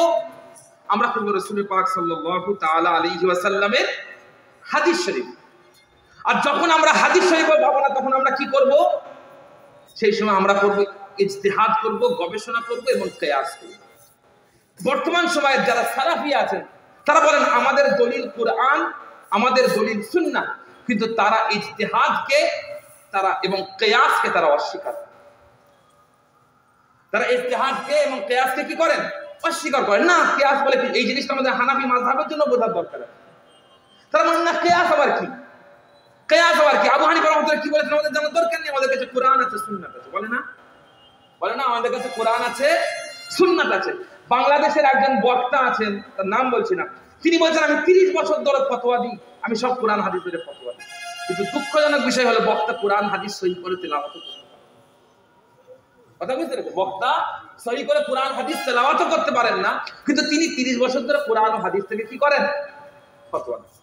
একজন বক্তা আছেন বাশার বিন হায়াত, তিনি বলছেন কি কোরআন মাজিদের সবথেকে বড় তাফসীর তিনি লিখবেন। তো তিনি ব্যাখ্যা করছেন ইজা যাহাবাল মাযহাব, আল্লাহ রাসূল সাল্লাল্লাহু আলাইহি ওয়াসাল্লাম যখন ইস্তেনজায় গেছিলেন, বলছে মাযহাব মানে তো পায়খানা, বলছে মাযহাব মানে পায়খানা। দ্বীনের ব্যাপারে যার বুঝ এত সীমা, এতটা ছোট, তারা বলে আমরা নিজেরা ইজমা করব, আমরা নিজেরা কিয়াস করব, আমাদের মাযহাব মানার কি দরকার, আমরা কোরআন সুন্নাহ থেকে নিজেরা দলিল খুঁজে দেব। আমার আব্বাজান একটা কথা বলেন এদেরকে কোরআন শরীফের একটা আয়াত এরা বলছে, কোরআন মাজিদের একটা আয়াত এরা বলছে, ওই পৃষ্ঠাটা কোরআন শরীফের ওই পৃষ্ঠাটা খুলে এদের সামনে দিয়ে বলে আয়াতটা কই দেখাতে পারবেন, পুরো কোরআন শরীফ দিতে হবে না, ওই পৃষ্ঠাটা খুলে দেবেন, দিয়ে বলে তুমি যে আয়াতটা বলছো, ধরেন বললো আমা আরসালনাকা ইল্লা রাহমাতাল লিল আলামিন, কোরআন শরীফে আছে, আপনি ওই পৃষ্ঠাটা খুলে দিলেন, দিয়ে বলে কোথায় লেখা আছে, বলতে পারবেন না। কথা বুঝতে পেরেছেন? ওই পৃষ্ঠাটাই খুলে দেবেন, পুরো কোরআন মাজিদ দিতে হবে, ওই পৃষ্ঠাটা খুলে দেবেন। তো বর্তমান সময়ে এরা কি বলছে, না আমরা কোরআন সুন্নাহ বুঝে নেবো, আমরা কোরআন ও সুন্নাহ থেকে বুঝে দেবো। এদিকে লক্ষ্য করুন হাদিস শরীফের মধ্যে কি এসেছে। আমরা একটা হাদিস, যে হাদিসটা উলামাদের কাছে খুব মশহুর, যে হাদিসটা উসুলে ফিকহের উলামাদের কাছে খুব মশহুর, যদিও এই হাদিসটার সানাদের মধ্যে দুর্বলতা আছে, আমি এই হাদিসটা বলবো, কিন্তু এরপরে আরেকটা দলিল দেবো যেটার মাধ্যমে এই বক্তব্য স্ট্রং হয়ে যাবে। কি দলিল? লাম্মা আরাদা রাসূলুল্লাহ সাল্লাল্লাহু আলাইহি ওয়াসাল্লাম আইয়াবআসা মুআদ ইবনে জাবাল রাদিয়াল্লাহু তাআলা আনহু ইলা ইয়ামান, রাসূল পাক সাল্লাল্লাহু তাআলা আলাইহি ওয়াসাল্লাম যখন মুআদ বিন জাবাল রাদিয়াল্লাহু তাআলা আনহুকে ইয়েমেনের দিকে কি করলেন, কাজী হিসেবে পাঠালেন। কি হিসেবে পাঠালেন? কাজী হিসেবে পাঠালেন। কাজী হিসেবে যখন পাঠালেন তখন রাসূল পাক সাল্লাল্লাহু আলাইহি ওয়াসাল্লাম জিজ্ঞাসা করলেন, কাইফা তাকদি ইযা উরিদা লাকা কদাউন, হে মুআদ তোমার কাছে যখন কোনো বিচার আসবে কিভাবে বিচার করবে, কিভাবে বিচার করবে? হযরত মুআজ রাদিয়াল্লাহু তাআলা আনহু বললেন, ক্বালা আকদি বিকিতাবিল্লাহ, আমি আল্লাহর কিতাব থেকে বিচার করব। তখন রাসূল পাক সাল্লাল্লাহু আলাইহি ওয়াসাল্লাম বলেন, ফা ইল্লাম তাজিদ, যদি আল্লাহর কিতাবের মধ্যে না পাও, ফা ইল্লাম তাজিদ ফি কিতাবিল্লাহ, সাহাবা বলছেন যে রাসূল পাক সাল্লাল্লাহু আলাইহি ওয়াসাল্লাম হুজুর যদি কোরআনের মধ্যে না পাই, সাহাবা বলছেন আমি কোরআনের মধ্যে নাও পেতে পারি, সাহাবা বলছেন আমি কোরআনের মধ্যে নাও পেতে পারি, আর আমি বলছি না আমি কোরআন থেকে পেতে পারি। কথা বুঝতে পেরেছেন? সাহাবা বলছেন আমি কোরআন শরীফে নাও পেতে পারি, আমরা বলছি না আমরা কোরআন শরীফে পেতে পারি। আল্লাহ রাসূল সাল্লাল্লাহু আলাইহি ওয়াসাল্লাম বলেন যদি কোরআনে না পাও তাহলে কি করবে? ফা ইল্লাম তাজিদ ফি কিতাবিল্লাহ। ভাইরা আমার উঠবেন না, এখানেই জামাত হবে। মূল্যবান কথা হচ্ছে একটু শুনুন। আধ ঘন্টা 10 মিনিট দেরি করে নামাজ পড়লে এমন কিছু অশুদ্ধ হয়ে যাবে না, এরকম মূল্যবান কথা পাবেন না। একটু দয়া করে একটু বসে যান, এখানেই জামাত হবে, হাওড়াবার কিছু নেই। যে আচ্ছা এখানে তো আপনাদের আলেম ওলামারা আছে, আমরা নামাজ কালাম পড়ি না নাকি? আমরা পড়ি না নামাজ? কথা বুঝতে পেরেছেন? আমরা জানি রাসূল পাক সাল্লাল্লাহু তাআলা আলাইহি ওয়াসাল্লাম আবার ঈশার নামাজ লেট করেছিলেন, প্রায় রাত, আমাদের হিসেবে বর্তমান হিসেবে দেখা যাবে রাত 10টা 10:30 বেজে গেছিল। সব সাহাবারা মসজিদে ঘুমিয়ে পড়েছে, রাসূল পাক সাল্লাল্লাহু ঘরে আরাম করছে। ঈশার নামাজ রিওয়ায়াতের মধ্যে এসেছে রাসূল পাক সাল্লাল্লাহু আলাইহি ওয়াসাল্লাম নামাজ কখনো কখনো বিলম্ব করতেন বিলা উযরিন, কোনো কারণ ছাড়া, রাহমাতাল লিল মুসলিমিন। মুসলমানদের এটা কোনো আয়োজন হচ্ছে, মুসলমানদের এটা কোনো কাজ আছে, কারো বাড়িতে বিয়ের অনুষ্ঠান হচ্ছে, কারো বাড়িতে জামায়াত হয়েছে, রাসূল পাক সাল্লাল্লাহু আলাইহি ওয়াসাল্লাম ঠিক আছে নামাজ পড়তে। আমাদের মধ্যে ডগম্যাটিজম এসে গেছে, আমরা এখন রিলিজিয়াস হতে পারি না, আমাদের মধ্যে ডগম্যাটিজম এসে গেছে, ধর্মীয় বাড়াবাড়ি আমাদের মধ্যে বেশি, কিন্তু এখন আমরা ধার্মিক হতে পারি না। প্রবলেমটা বুঝতে পেরেছেন? আমাদের এটা কি জিনিস? রাসূল পাক সাল্লাল্লাহু তাআলা আলাইহি ওয়াসাল্লামের জামানাতে রাসূল পাক সাল্লাল্লাহু আলাইহি ওয়াসাল্লাম এক জায়গায় গেছেন, একটা বাড়িতে রান্না হচ্ছে, রাসূল পাক সাল্লাল্লাহু আলাইহি ওয়াসাল্লাম ফিরছেন, দাওয়াত খেয়ে ফিরছেন, রাস্তায় দেখলেন একজন সাহাবা রান্না চাইছে। রাসূল কি রান্না করেছো? ইয়া রাসূলুল্লাহ একটা গোশত রান্না করেছো। রাসূল পাক সাল্লাল্লাহু আলাইহি ওয়াসাল্লাম হাঁড়ি থেকে একটা গোশত তুলে মুখে নিয়ে চিবাতে চিবাতে মসজিদের মেম্বারে গিয়ে দাঁড়িয়ে গেল। গোশতটা চিবাতে, আপনাদের ইমাম করুক, আপনাদের ইমাম করুক। কথা বুঝতে পেরেছেন? এটা রাসূল পাক সাল্লাল্লাহু আলাইহি ওয়াসাল্লামের নামাজ ছিল। কথা বুঝতে পেরেছেন? এই জিনিসগুলো আমাদের মধ্যে ডগম্যাটিজম, যে ধর্মীয় বাড়াবাড়িটা, এটাকে বন্ধ করতে হবে। না আমরা রিলিজিয়াস হব, আমরা ধার্মিক। যাই হোক প্রিয় হাজিরিন, আমি সময়ও অল্প, আমার বেশিক্ষণ সময় আলোচনা নয়, আমি কয়েকটা কথা আপনাদের কাছে বলবো বিদআতের বিষয়ে। তো হযরত মুআদ বিন জাবাল রাদিয়াল্লাহু তাআলা আনহুকে রাসূল পাক সাল্লাল্লাহু তাআলা আলাইহি ওয়াসাল্লাম জিজ্ঞাসা করলেন, যদি কোরআনের মধ্যে না পাও তাহলে কোথা থেকে বিচার করবে? তিনি তখন কি বললেন? ফা ইল্লাম তাজিদ, আল্লাহর তিনি সঙ্গে সঙ্গে জানাই দিলেন কি বললেন? ফাবি সুন্নতি রাসূলিল্লাহ সাল্লাল্লাহু আলাইহি ওয়াসাল্লাম, রাসূল পাক সাল্লাল্লাহু আলাইহি ওয়াসাল্লামের সুন্নাত থেকে আলোচনা করবেন। ক্বালা ফা ইল্লাম তাজিদ ফি সুন্নতি রাসূলিল্লাহ সাল্লাল্লাহু আলাইহি ওয়াসাল্লাম, যদি রাসূল পাক সাল্লাল্লাহু আলাইহি ওয়াসাল্লামের সুন্নাতের মধ্যে এটাকে না পাও তাহলে কোথা থেকে আমল করবে? তখন সঙ্গে সঙ্গে বলেন ক্বালা আজতাহিদু বিরাই ওয়ালা আলু ইয়া রাসূলুল্লাহ ইয়া হাবিবাল্লাহ সাল্লাল্লাহু তাআলা আলাইহি ওয়াসাল্লাম, আমি ইজতিহাদ করব, আমি গবেষণা করব, এবং এর ক্ষেত্রে আমি কোনো অলসতা করব না। এরপরে তিনি কি বললেন?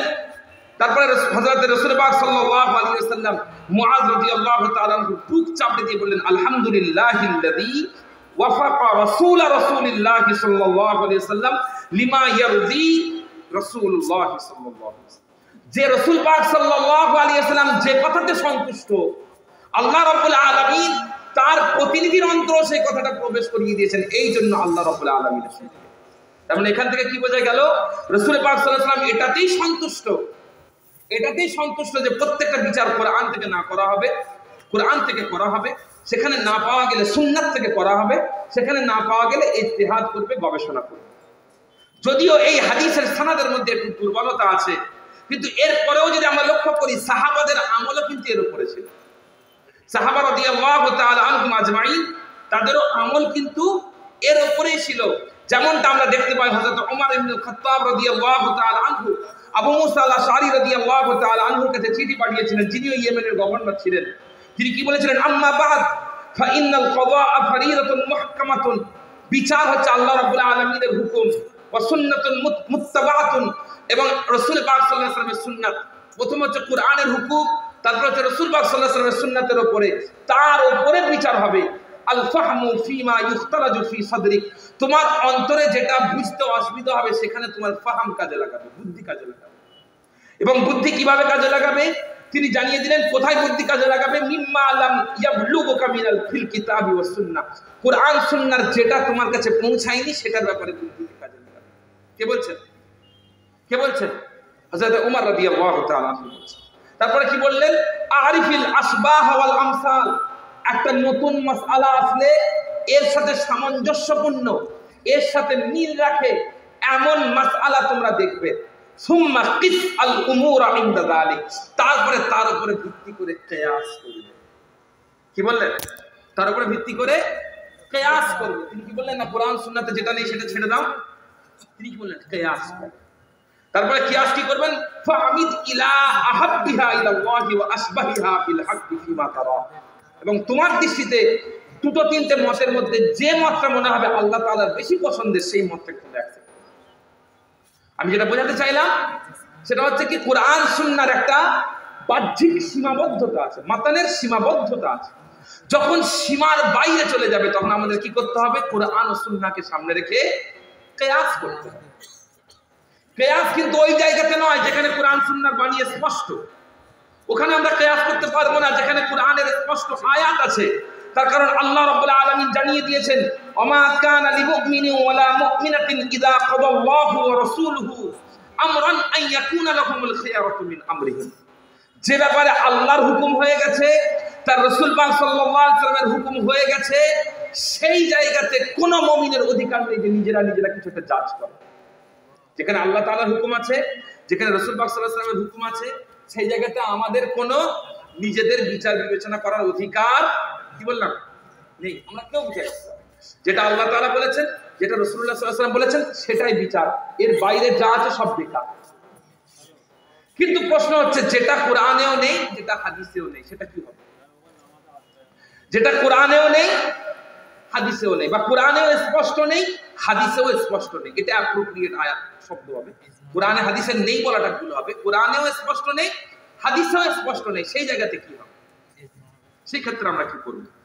এই ধরনের কাজগুলো যেটা কোরআনেও স্পষ্ট নেই, হাদিসেও স্পষ্ট নেই, এটাকে শরীয়তের ভাষাতে বলা হয়, কি বলা হয়?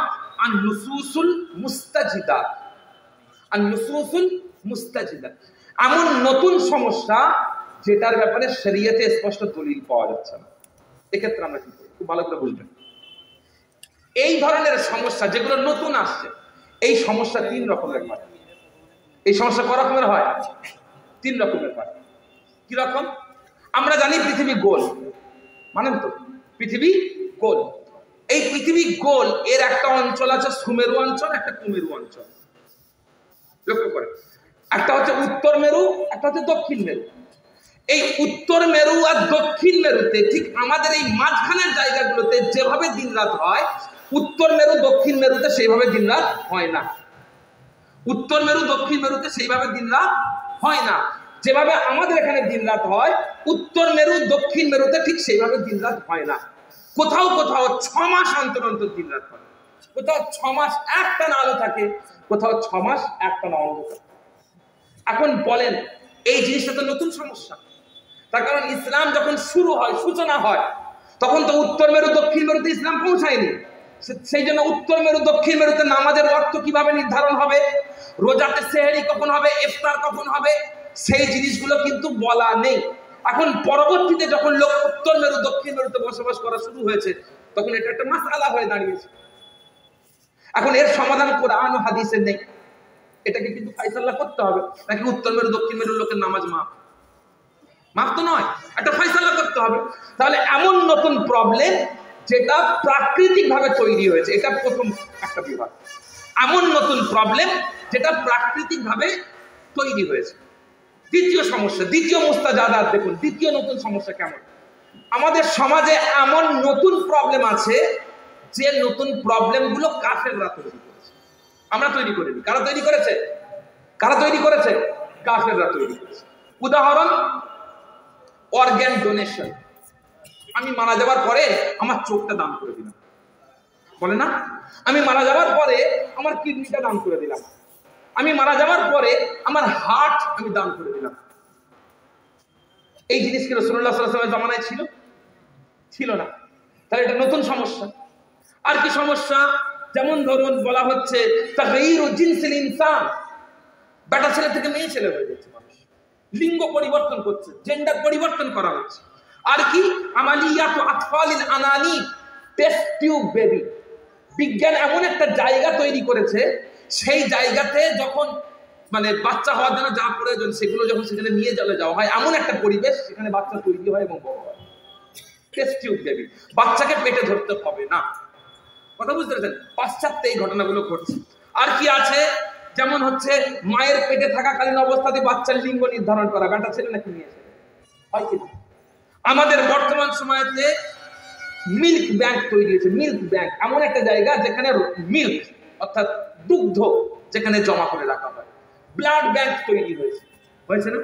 বিভিন্ন ধরনের রাজনৈতিক দল তৈরি হয়েছে, ডেমোক্রেসি, অটোক্রেসি, ঠিক আছে, তারপরে হচ্ছে মোনাস্ট্রি, তারপরে আরো অন্যান্য বিভিন্ন ধরনের আরো বিভিন্ন রাজনৈতিক চিন্তা ভাবনা তৈরি হয়েছে।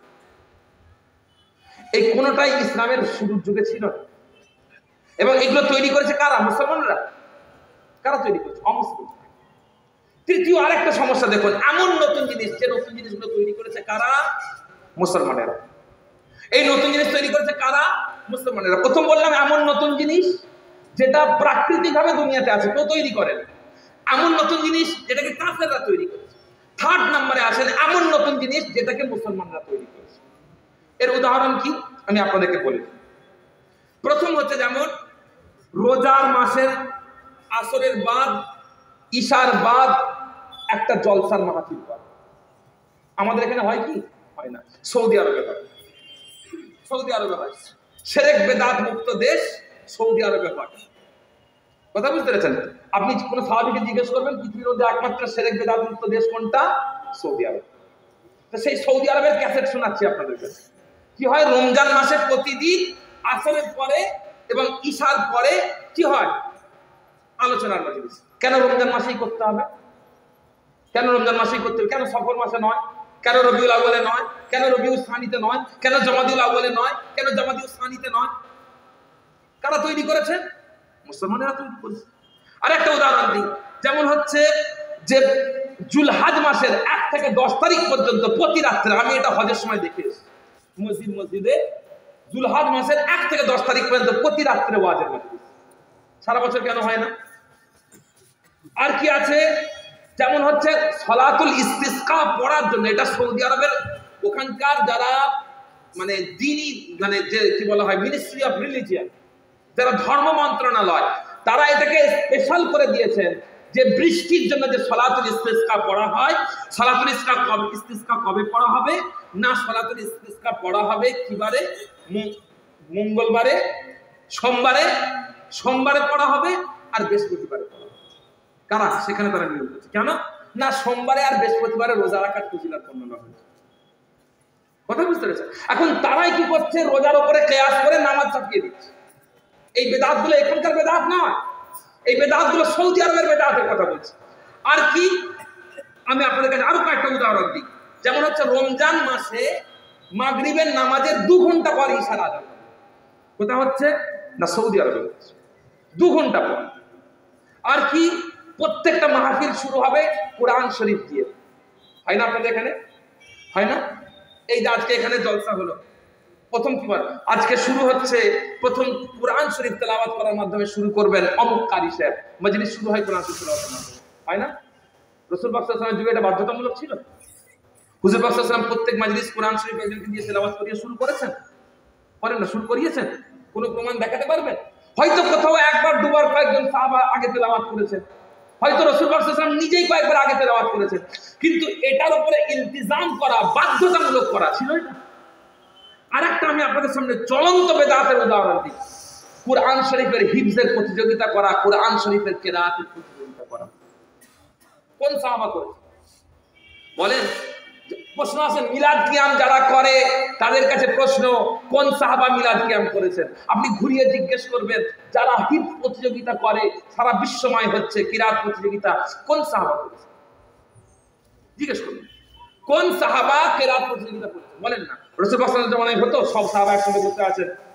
এখন আপনাদের সামনে কিরাত পড়ে শোনাবেন হযরতে আব্দুল্লাহ বিন উবাই, তিনি উঠে আসলেন, একটু টান টুন দিয়ে কিরাত পড়লেন, নেমে গেলেন। এরপরে কিরাত পড়ে শোনাবেন আব্দুল্লাহ বিন মাসউদ, তিনি উঠে আসলেন। কিরাত এরকম হয়েছে কোনোদিন? তাহলে এটা বেদাত তো, এটা নতুন জিনিস তো। এরপরে আরো উদাহরণ আমি আপনাদের কাছে দিই, যেমন হচ্ছে বছরে বছরে একটা অনুষ্ঠান করা। এই বছরে ইসলামী বিশ্বের জন্য এনারা খুব গুরুত্বপূর্ণ কাজ করেছেন, ইসলামের সেবা করেছেন, এই জন্য এনাদেরকে কিং ফাইসাল পুরস্কার দেওয়া হলো। দেওয়া হয় না? সৌদি আরবে হয় না? আপনি বলেন আল্লাহ রাসূল সাল্লাল্লাহু আলাইহি ওয়াসাল্লাম কোন সাহাবাকে পুরস্কার দিয়েছেন? এই বছরে বদরের যুদ্ধে অমুক সাহাবা খুব ভূমিকা রেখেছে, ওকে একটা পুরস্কার দেওয়া হয়েছে। সাহাবারা করেছেন। এই বছরে এই তাবেঈ অনেক বেশি হাদিস মুখস্থ করেছে, একে একটা পুরস্কার দেওয়া হয়েছে। এগুলো সব তো বেদাত। এই সবগুলো বেদাত নয়, খালি মিলাদ কিয়ামটা বেদাত। আমাদের মাথায় টুপি পরে নামাজ পড়তেই হবে, এটা বেদাত। তারপরে নামাজের পরে হাত তুলে মুনাজাত করতে হবে, এটা বেদাত। আর আমি যেগুলো বলছি এগুলো কি বেদাত নয়? যে স্বাধীনতা দিবস সৌদি আরবে পালন হয় না? স্বাধীনতা দিবস পালন হয় না? সৌদি আরবের বাদশার জন্মদিন পর্যন্ত রাষ্ট্রীয়ভাবে পালন হয়, বেদাত নয়? রাসূল পাক সাল্লাল্লাহু আলাইহি ওয়াসাল্লাম স্বাধীনতা দিবস হতো, মক্কা বিজয়ের দিনে আলাদা করে একটা পতাকা উঠতো। রাসূল পাক সাল্লাল্লাহু আলাইহি ওয়াসাল্লাম মক্কা বিজয় করার পরে প্রায় 2 বছর হায়াতে ছিলেন। কোনদিন নিজে পতাকা তুলেছেন যে আজকে স্বাধীনতা দিবস? বলেন না, কোনদিন তুলেছেন? তাহলে এটা বেদাত তো। কেন হবে তাহলে? মুসলিম বিশ্বে কেন হচ্ছে এই জিনিসটা, আমার প্রশ্ন। তারপরে আর কি আছে? সৌদি আরবে একটা জিনিস হয় ইশাউল ওয়ালিদাইন। সেটা কেমন? যারা আব্বা ইন্তেকাল হয়ে গেছে, রমজান মাসে ঈশান নামাজের পরে, তারাবির পরে সবাইকে বসে যান, আপনাদের খাওয়া দাওয়ার ব্যবস্থা। এটা ইবনু বাজ সাহেব, ইবনু উসাইমিন সাহেব তাদের ফাতাওয়াতে এটাকে জায়েজ বলেছে। এখানকার সবরেসানি না জায়েজ, ওখানকার ইশাউল ওয়ালিদাইন জায়েজ, খালি নাম বদলে গেছে। কথা বুঝতে পারছেন? তাহলে আমি আপনাদের সামনে কি দেখালাম? এতগুলো প্রমাণ। আমি একটাও কিন্তু আমাদের এলাকার কথা বলিনি। এতগুলো জিনিস সৌদি আরবের মতো দেশে, ইসলামিক দেশগুলোতে, যেখানে বড় বড় আহলে হাদিসদের, সালাফিদের লিডাররা বসে আছে, তাদের হুকুমে একটা কুট, তাদের হুকুম ছাড়া একটা কুটি নড়ে না। সেই জায়গাতে এতগুলো জিনিস তারা শরীয়তের মধ্যে নতুন করে অ্যাড করেছে। তাহলে এখন প্রশ্ন হচ্ছে, আমরা কি করব? এই সবগুলোকে লাগাতার হারাম বলে দেবো? সব ভুল? আমরা কি করবো? সব ভুল বলে দেবো যে সব নাজায়েজ, সব হারাম? নাকি আমরা এগুলোকে নিয়ে চিন্তা করব? এই জায়গায় আমাদের মনে রাখতে হবে, এই যে নতুন নতুন জিনিস যেগুলোকে আমরা বেদাত বলছি, যেগুলো নতুন করে আবিষ্কার হয়েছে, যেগুলো নতুন করে তৈরি হয়েছে, এই ব্যাপারে উলামাদের মধ্যে 2 শ্রেণী ছিলেন, 2 গ্রুপ ছিলেন। 2 গ্রুপ 2 রকম ভাবে চিন্তা করতেন। প্রথম গ্রুপ কারা? আল আউয়ালু ইয়ারা আন্না কুল্লা মুহদাসাতিন ফিদ-দীন লাহা হুকমুন ইউনাসিবুহা। একটা শ্রেণী বলছেন প্রত্যেকটা বেদাত, ভালো করে শুনবেন, সমাজের প্রত্যেকটা প্রচলিত বেদাত তার আলাদা আলাদা হুকুম আছে। শুনতে পেয়েছেন? সব বেদাত এক, সব বেদাত এক নয়। এটা আমি বলছি, আমার দাদা পীর রহমাতুল্লাহ আলাইহি বলছেন। কে বলছেন? বিশ্বের অন্যতম শ্রেষ্ঠ মুহাদ্দিস, বিশ্বের অন্যতম শ্রেষ্ঠ মুহাদ্দিস কে? আল্লামা ইমাম ইজ্জুদ্দিন বিন আব্দুস সালাম রাহমাতুল্লাহি আলাইহি। তিনি কি বলছেন? আমি আরো বিস্তারিত আলোচনায় আসবো। তিনি স্পষ্ট ভাবে বলে দিয়েছেন যে প্রত্যেকটা জিনিস, প্রত্যেকটা বেদাত, কোন বেদাত হারাম, কোন বেদাত মুবাহ, কোন বেদাত ওয়াজিব, কোন বেদাত মুস্তাহাব। কথা বুঝতে পেরেছেন?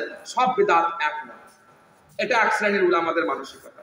সব বেদাত কি বললাম? এক নয়। যে কোনো জিনিস বেদাত মানেই যে সেটা পথভ্রষ্টতা, যে কোনো জিনিস বেদাত মানেই যে না যায়, যে কোনো জিনিস বেদাত মানেই যে হারাম, যে কোনো জিনিস বেদাত মানেই যে চলবে না, তা নয়। প্রত্যেকটা বেদাতের নিজস্ব কি আছে? হুকুম আছে, নিজস্ব চিন্তা ভাবনা আছে। আর সাহাবাদের যুগে এমনটাই ছিল। সাহাবাদের যুগে এমনটাই ছিল। রাসূল পাক সাল্লাল্লাহু আলাইহি ওয়াসাল্লামের সামনে একই বিষয়ে সাহাবারা দুই রকম আমল করেছেন। রাসূল পাক সাল্লাল্লাহু আলাইহি ওয়াসাল্লাম কি বলেছেন? তোমাদের দুজনেরটাই ঠিক বলেছেন। রাসূল পাক সাল্লাল্লাহু আলাইহি ওয়াসাল্লামের জামানায় অনেক সময় অনেক সাহাবা এসেছেন, তারা একটা মাসআলা বলেছেন, নিজেরা নিজেদের মতো করে আমল করেছেন, রাসূল সাল্লাল্লাহু আলাইহি ওয়াসাল্লাম খুব ভালো। আবার এক শ্রেণী নিজেরা নিজেদের মতো আমল করেছেন, রাসূল সাল্লাল্লাহু আলাইহি ওয়াসাল্লাম ভুল হয়ে গেছে। তার মানে কি? রাসূল পাক সাল্লাল্লাহু আলাইহি ওয়াসাল্লাম নিজেই না আমি করিনি মানে এটা চলবে না, তা নয়। তোমরা করেছো ঠিক আছে, তোমাদের মধ্যে কোনোটা ভুল হলে সেটা ভুল, ঠিক হলে সেটা ঠিক। কোন বেদাত ভুল হলে সেটা ভুল, কোন বেদাত হারাম হলে সেটা হারাম। কোন এখন আপনি বলেন দ্বীনি ব্যাপারে এমন খুরাফাত ঢুকিয়ে ফেলা হলো, কেউ বলে দিল মদ খাওয়া জায়েজ, এটা তো একটা বেদাত চিন্তা ভাবনা, এটা একটা বেদাত চিন্তা ভাবনা। তারা বললো আল্লাহ তাআলা কোরআন শরীফের মধ্যে বলেছেন খামার হারাম, খামার হারাম। খামার তৈরি হয় কি দিয়ে? না খেজুর দিয়ে। আমরা এখানে ব্র্যান্ডি খাই, আমরা এখানে অমুক খাই, আমরা তমুক খাই, তাহলে এ তো শরীয়তের হুকুমের মধ্যে নেই। কথা বুঝতে পেরেছেন? এটা জায়েজ। আমরা তখন কি বলবো? যে তোমার এটা ভুল হচ্ছে। কেন ভুল হচ্ছে? তার কারণ তুমি একটা এমন বেদাত নিয়ে এসছো যে বেদাতটা পথভ্রষ্ট। আবার অনেক বেদাত আছে যে বেদাতটা ভুল নয়। আমি সেটা আস্তে আস্তে প্রমাণ নিয়ে আসবো, ইমামদের কথা থেকে প্রমাণ নিয়ে আসবো। এটা একটা গ্রুপ গেল। আর আরেকটা গ্রুপ কি বলছেন? তারা বলছেন সব দেখার দরকার নেই, যা বেদাত সব কি? সব বাতিল। যাই বেদাত সব কি? সব বাতিল। প্রিয় হাজিরিন মজলিস, এই যে দু রকমের চিন্তা ভাবনা এসছে, এই দু রকমের চিন্তা ভাবনা কেন এসছে? তার কারণ প্রথম কথা হচ্ছে আমরা বেদাত কাকে বলে সেটাই বুঝতে পারি। বেদাত জিনিসটা কি? আমি আপনাকে প্রথমে কি বললাম যে একটা শ্রেণী বেদাত কাকে বলা হয় আপনি জিজ্ঞেস করবেন, তারা বলবে রাসূল পাক সাল্লাল্লাহু আলাইহি ওয়াসাল্লামের জামানায় যেটা ছিল না সেটাই বেদাত, আর প্রত্যেক বেদাত পথভ্রষ্টতা। আপনি জিজ্ঞেস করবেন কোথায় পেয়েছো? জিজ্ঞেস করবেন কোথায় পেয়েছো? বলবেন না রাসূল পাক সাল্লাল্লাহু আলাইহি ওয়াসাল্লাম বলেছেন কুল্লু বিদআতিন দালালা ওয়া কুল্লু দালালাতিন ফিন-নার। আমি একটু আগেই তো হাদিসটা পড়লাম। আপনি বলবেন এই হাদিসের ব্যাখ্যায় মুহাদ্দিসরা কি বলেছেন? এই হাদিসের ব্যাখ্যায় ইমাম নাবাবী কি বলেছেন? এই হাদিসের ব্যাখ্যায় মুহাদ্দিসরা কি বলেছেন? তারা উত্তর দিতে পারবে, তারা উত্তর দিতে পারবে। প্রিয় হাজিরিন মজলিস, আমাদের প্রথম বুঝতে হবে বেদাত কাকে বলে, বেদাত কথার অর্থ কি। প্রথমে আমরা জানবো বেদাতের শাব্দিক অর্থ কি, তারপরে জানবো বেদাতের আবিধানিক অর্থ কি। কিছু বলছেন? বেদাতের শাব্দিক অর্থ কি, বেদাতের আবিধানিক অর্থ কি, আর আমরা তারপরে বুঝবো বেদাতের ইসতিলাহি অর্থ, পারিভাষিক অর্থ। প্রথম আসি বেদাতের আবিধানিক অর্থ কি। বলা হচ্ছে আল বিদআতু ফিল লুগাতি হিয়া কুল্লু মা উহদিসা ওয়া ইখতুরিআ আউওয়ালান আলা গায়রি মিসালিন সাবিক। প্রত্যেকটা ওই জিনিস করা যে জিনিসটা পূর্বে আর কেউ করেননি।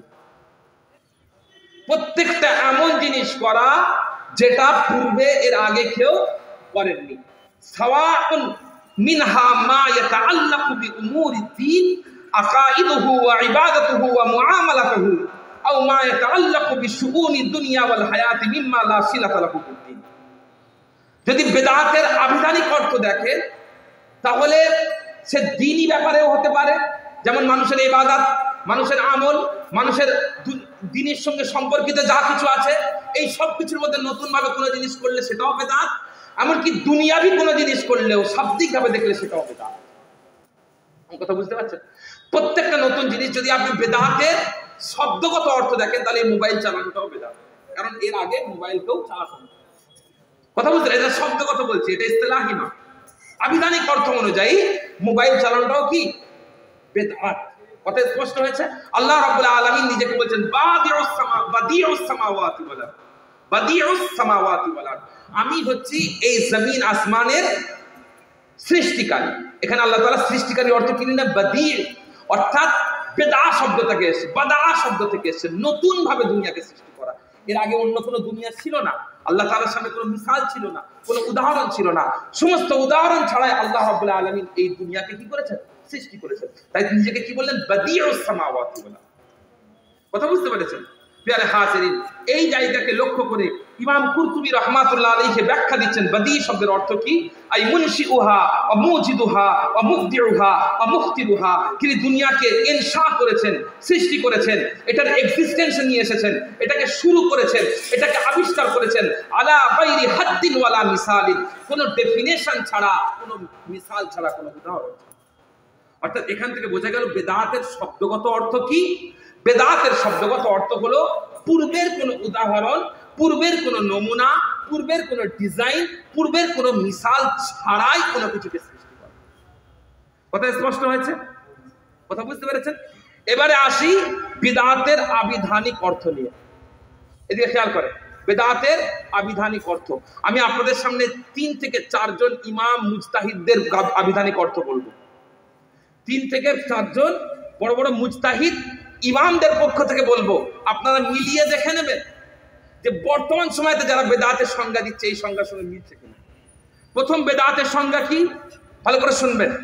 আল বিদআতু ফি শারঈ, শরীয়তের দৃষ্টিতে বেদাত হচ্ছে হিয়াল মুহদাসাতু, এমন নতুন আবিষ্কার, আল মুখতারাতু, এমন নবসৃষ্টি, আল্লাতী, যেটা তুখালিফু, বিরোধিতা করে, উসুল আদ-দীনি, দ্বীনের উসুলকে, ওয়া তুসাদিমু, এবং বিরোধিতা করে নুসুসাহু, কুরআন হাদিসের মাতানকে, কুরআন ও হাদিসের শব্দকে। কথা বুঝতে পেরেছেন? এখন একটা জিনিস নতুন আবিষ্কার হয়েছে, কিন্তু সেটা শরীয়তের উসুলের বিরোধী নয়।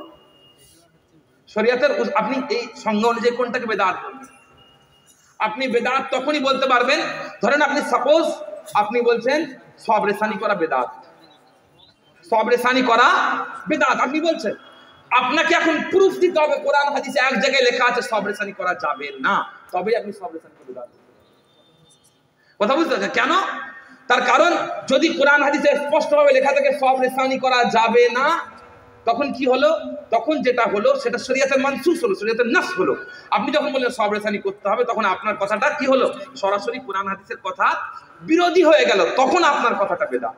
কিন্তু আপনি এমন একটা কথা বললেন যে কথা শরীয়তের নাসের বিরোধিতা করে না, সেই কথাকে বেদাত বলা যাবে না। এটা আমি বলছি। আমি কার কথা বলবো? আল্লামা ইবনে তাইমিয়া, নাম শুনেছেন? যে আল্লামা ইবনে তাইমিয়া, ইবনে তাইমিয়ার একটা কিতাব আছে, কিতাবটার নাম কি? দারউত তাআরুফ। এই দারউত তাআরুফ কিতাবের মধ্যে আল্লামা ইবনে তাইমিয়া কি বলছেন শুনেন। ফাইন্না মা খালাফান নুসুসা বিদআতুন বিইত্তিফাকিল মুসলিমিন, যেটা কোরআন সুন্নাহর বক্তব্যের বিপরীতে যাবে সেটাই বেদাত, এর উপরে সারা বিশ্বের উলামাদের ঐক্যমত আছে। আমি ওই কথাই বললাম, যেটা কোরআন ও সুন্নাহর উসুলের বিরোধিতা করবে সেটা বেদাত, এটার উপরে সারা বিশ্বের উলামাদের ইত্তেফাক আছে। ওয়ামা লাম ইউলাম আন্নাহু খালাফাহা ফাকাদ ইউসাম্মা বিদআতুন, আর যেটা কোরআন সুন্নাহর বিরোধী নয় সেটাকে বেদাত বলার ব্যাপারে ইখতিলাফ আছে। তার মানে এখান থেকে বোঝা গেল যেটা কোরআন সুন্নাহর সরাসরি বিরোধী নয় সেটাকে ডাইরেক্টলি বিদআত আপনি বলতে পারবেন না। আপনি কখনোই এটা বলতে পারবেন না রাসূলুল্লাহ সাল্লাল্লাহু আলাইহি ওয়াসাল্লামের জামানায় ছিল না, তার মানেই বেদাত, এই কথা আপনি বলতে পারবেন না, কারণ এই সংজ্ঞা ইবনে তাইমিয়া সাহেবও দিচ্ছেন। কথা বুঝতে পেরেছেন? আরেকটা সংজ্ঞা আমি আপনাদের কাছে দেবো। কার সংজ্ঞা? কে এই সংজ্ঞা দিয়েছে? আল্লামা ইজ্জুদ্দিন বিন আব্দুস সালাম রাহমাতুল্লাহি আলাইহি, তিনি তার কিতাব কওয়াইদুল আহকাম লিল ইজ্জুদ্দিন বিন আব্দুস সালাম, এই কিতাবের মধ্যে তিনি বলছেন ওয়াকাদ সাআ আদাদুম মিনাল উলামা ইলা ওয়াদ'i তারিফিন জামি'in লিল বিদআতি মানি'in লিগাইরিহা। সারা বিশ্বের এক শ্রেণীর উলামা প্রচেষ্টা চালিয়েছেন বেদাতের একটা সুন্দর সংজ্ঞা দেওয়ার ক্ষেত্রে, এমন একটা সংজ্ঞা যেটা বেদাত নয় সেটাকেও স্পষ্ট করবে, যেটা বেদাত সেটাকেও স্পষ্ট করবে। তো তারপরে তিনি কি বলছেন? বেদাত কি জিনিস? ওয়াহিয়া মুনকাসিবাতুন ইলা ওয়াজিবাতিন, আমি বলছি না, ইজ্জুদ্দিন আব্দুস সালাম বলছেন এমন বেদাত আছে যেটা বেদাত হওয়ার পরেও সেটা করা ওয়াজিব। বেদাত কিন্তু কি ওয়াজিব। কে বলছেন? কে বলছেন? ইজ্জুদ্দিন আব্দুস সালাম বলছেন বেদাত কিন্তু ওয়াজিব। ভালো করে শুনেন। তারপরে কি বলছেন? ওয়া মুহাররামাতুন, অনেক বেদাত আছে যে বেদাতটা হারাম। ওয়া মানদুবাতুন, অনেক বেদাত আছে যে বেদাতটা করা হচ্ছে মানদুব অর্থাৎ ভালো, উত্তম, মুস্তাহাব। অনেক বেদাত আছে মাকরুহাতুন, যেটা করা মাকরুহ। অনেক বেদাত আছে মুবাহাতুন, যেটা করলে সওয়াব নেই, না করলে গুনাহ নেই। আর এটা কি করে বুঝবেন আপনি? কি করে বুঝবেন কোন বেদাতটা ভালো কোন বেদাতটা খারাপ? তিনি নিজে বলে দিলেন আত-তারিকু ফি যালিক। বেদাতকে কিভাবে বিচার করবেন? আন্না তাআররুদাল বিদআতি আলা কওয়াইদিশ শারঈয়্যাতি। প্রত্যেকটা বেদাতকে আপনাকে শরীয়তের মানদণ্ডে মাপতে হবে। আপনি বলতে পারবেন না সব রেসানি করা এই জন্য বেদাত, নামাজের পর হাত তুলে মুনাজাত করা এই জন্য বেদাত, আপনার আজানের পর হাত তুলে মুনাজাত করা এই জন্য বেদাত, আপনার মিলাদ কিয়াম করা এই জন্য বেদাত। তার কারণ এটা রাসূল পাক সাল্লাল্লাহু আলাইহি ওয়াসাল্লাম করেন। তাহলে আপনাকে কি করতে হবে? ইজ্জুদ্দিন বিন আব্দুস সালাম বিশ্বের অন্যতম শ্রেষ্ঠ মুহাদ্দিস এবং ফকিহ, তিনি বলে দিলেন আপনাকে প্রত্যেকটা আমলকে কোরআন সুন্নাহর মানদণ্ডে মাপতে হবে। আপনাকে দেখতে হবে আমি যদি এই কাজটা করি, আমি নামাজের পর হাত তুলে মুনাজাত করছি, এটা কি কোরআনের বিরোধিতায় যাচ্ছে? এটা কি হাদিসের বিরোধিতায় যাচ্ছে? এটা কি সুন্নাতের বিরোধিতায় যাচ্ছে?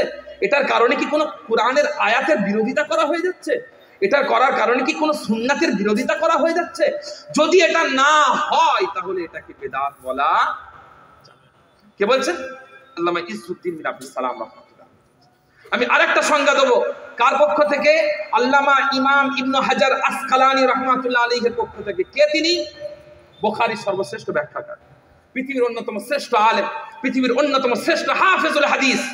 তিনি তার কিতাব ফাতহুল বারি কিতাবের মধ্যে বাবুল ইক্তিদাই বিসুনানি রাসূলিল্লাহ সাল্লাল্লাহু আলাইহি ওয়াসাল্লাম অধ্যায়ে উল্লেখ করছেন বেদাত কাকে বলে। ভালো করে শুনবেন। মা উহদিসা ওয়া লাইসা লাহু আসলুন ফিশ শারঈ। এমন একটা নতুন জিনিসকে বেদাত বলা হয় যার কোনো আসল নেই, যার কোনো শরীয়তে ভিত্তি নেই। রাসূল পাক সাল্লাল্লাহু আলাইহি ওয়াসাল্লাম জামানায় ছিল না সেটা বেদাত তা নয়, যার ভিত্তি নেই সেটা হচ্ছে কি? বেদাত। আমি আরেকটা সংজ্ঞা আপনাদের কাছে দেবো যেটা হাফেজ ইবনে রাজব হাম্বলি রাহমাতুল্লাহ আলাইহি দিয়েছেন। কি বলছেন? মা উহদিসা মিম্মা লা আসলা লাহু ফিশ শরিয়াতি ইয়াদুল্লু আলাইহি। প্রত্যেকটা ওই জিনিস যার কোনো শরিয়াতে আসল নেই সেই জিনিসটা হলো বেদাত। তাহলে এখন আপনি বলেন আমি আপনার কাছে এতগুলো ইমামের সংজ্ঞা শোনালাম, কোন ইমাম বলে দিলেন, কোন ইমাম বললেন যে রাসূল পাক এই কথা বলে দিলেন যে যে জিনিসটা রাসূল পাক সাল্লাল্লাহু আলাইহি ওয়াসাল্লামের জামানায় ছিল না সেটাই বেদাত, আর প্রত্যেক বেদাত কনভার্সন? কোন ইমাম বললেন? কোন ইমাম বলেছেন? কোন ইমাম বলেন? আরে এই সংজ্ঞা আমরা কি করেছি? আমরা খিচুড়ি বানিয়েছি, খিচুড়ি। যারা এই সংজ্ঞা ব্যবহার করেন আমি সকলকে উদ্দেশ্য করে প্রকাশ্যে বলে দিই, আপনাদের হাতে সংজ্ঞা নেই, আপনাদের হাতে খিচুড়ি আছে, খেয়ে নেওয়ার পালা। ওটা নিয়ে কোনো কাজ হবে না, খেতে পারে না। কেন এই কথা বলছি? তার কারণ হলো আমরা যদি একটু লক্ষ্য করি সমস্ত পৃথিবীর উলামাগণ এখানে কি বলছেন? যার শরিয়াতে আসল নেই, যার শরিয়াতে দলিল নেই সেটাই বেদাত।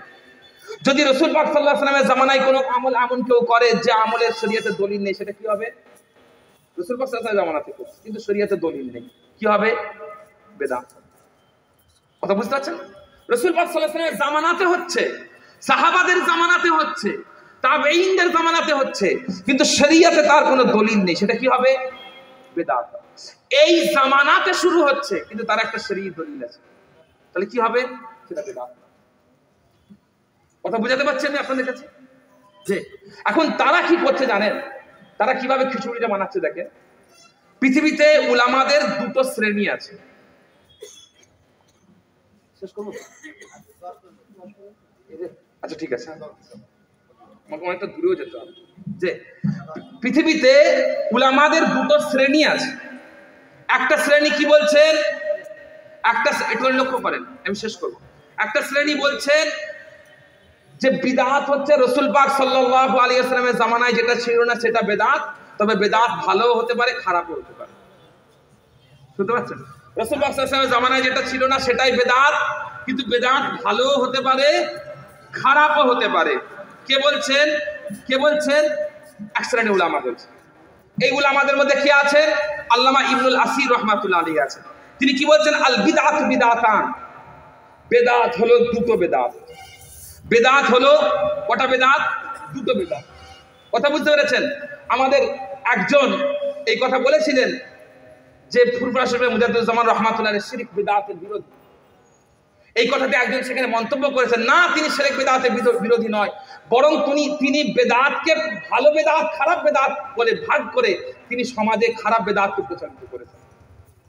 তো দাদা হুজুর ভাগ করেছেন, আল্লামা ইবনুল আসির ভাগ করেছেন। আল্লামা ইবনুল আসির ভাগ করেছেন উসদুল গাবা কিতাবের লেখক। কি বলছেন? আল বিদআতু বিদআতান। বেদাত দুই রকম, একটা হচ্ছে কি বিদআতুন হাদিয়ুন, একটা বিদআত হচ্ছে সঠিক রাস্তার বিদআত, ওয়া বিদআতুন দালালুন, একটা পথভ্রষ্টতার বিদআত। কে বলছে? ইবনে আসির রাহমাতুল্লাহ আলাইহি। সেটা কি রকম? ফামা কানা ফি খিলাফি মা আমারা আল্লাহু বিহি ওয়া রাসূলুহু ফাহুয়া ফি হিজি যাম্মি ওয়াল ইনকার। যে বিদআতটা কোরআন ও হাদিসের বিপরীতে যাবে সেটা অস্বীকার করতে হবে, সেটাকে ত্যাগ করতে হবে। আর ওমা কানা ওয়াকিআন তাহতা উমুমি মা নাদাবাল্লাহু ইলাই, যে জিনিসগুলোকে আল্লাহ তাআলা মানদুব করেছেন, জায়েজ করেছেন, হারাম করেননি, না জায়েজ করেননি, সেই জিনিসের মধ্যে যদি কোনো বিদআত হয়, সেই বিদআতটাকে কি, সেই বিদআতটাকে আর অস্বীকার করার সুযোগ থাকে না, বরং তিনি বলে দিলেন ফাহুয়া ফি হিজিল মাদহি, সেটা প্রশংসার যোগ্য, যেটা কোরআন সুন্নাহর বিরোধী নয়, বরং আল্লাহ তাআলা যেগুলোকে জায়েজ করেছেন, আল্লাহ তাআলা, কারণ মনে রাখবেন শরীয়তে যতগুলো জিনিস হারাম তার থেকে বেশি জায়েজ। সাহাবারা জিজ্ঞেস করলেন ইয়া রাসূলুল্লাহ কোনটা কোনটা খাওয়া জায়েজ, কোনটা কোনটা খাওয়া জায়েজ? কোরআনের আয়াত নাযিল হয়ে গেল, হুররিমাত আলাইকুমুল মাইতাতু ওয়াদ দামু ওয়া লাহমুল খিনজির ওয়া মা উহিল্লা লিগাইরিল্লাহি বিহি ওয়াল মুনখানিকাতু ওয়াল মাওকুদাতু ওয়াল মুতারাদ্দিয়াতু ওয়ান নাতিহাতু ওয়া মা আকালা সাবউ ইল্লা মা যাক্কাইতুম ওয়া মা যুবিহা আলা নুসবি ওয়া আন তাসতাকসিমু বিল আজলাম। বলে দেওয়া এই জিনিসগুলো হারাম, এই কটা জিনিস হারাম, যতটুকু বললাম এই কটা জিনিস খাওয়া হারাম, এর বাইরে যা আছে সেগুলো কি আপনি হারাম বলতে পারবেন না। এখন প্রশ্ন হচ্ছে, যখন কোনো কেউ এমন জিনিস খেতে যাবে যেগুলো এর মধ্যে পড়ে যায়, তখন সেটা অবশ্যই ত্যাগযোগ্য। আর এর বাইরে যতটা হালাল আছে আপনি সেগুলোকে কি করবেন? আপনি সেগুলোকে কি করবেন? আমি আপনাদেরকে যদি জিজ্ঞেস করি যে এমন একটা জিনিস যেটা ইন্ডিয়াতে পাওয়া যায়, এমন একটা জিনিস যেটা শুধু ইন্ডিয়াতে পাওয়া যায়, এমন একটা পশু যেটা শুধু ইন্ডিয়াতে পাওয়া যায়, ধরেন একটা পাখি আমরা কদিন আগে খেলাম, কি নাম বেশ, কোয়েল পাখি নাকি বলে, কোয়েল পাখি। এখন ধরেন রাসূল পাক সাল্লাল্লাহু আলাইহি ওয়াসাল্লাম থেকে কোনো রিওয়ায়াত নেই কোয়েল পাখি খাওয়া জায়েজ কিনা, আপনি কি করবেন? খাবেন না? আপনি খাবেন না?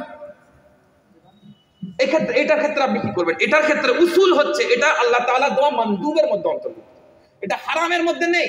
যখন এটা হারামের মধ্যে নেই তখন এটা মানদুবের অন্তর্ভুক্ত, এটাকে আপনি কি করবেন? ইমাম ইবনুল আসির বলছেন ফি হাইজিল মাদহি, এটা প্রশংসার জন্য, এটা প্রশংসার মধ্যে থাকবে। এটা আমি বলছি না, ইবনুল আসির রাহমাতুল্লাহ আলাইহি।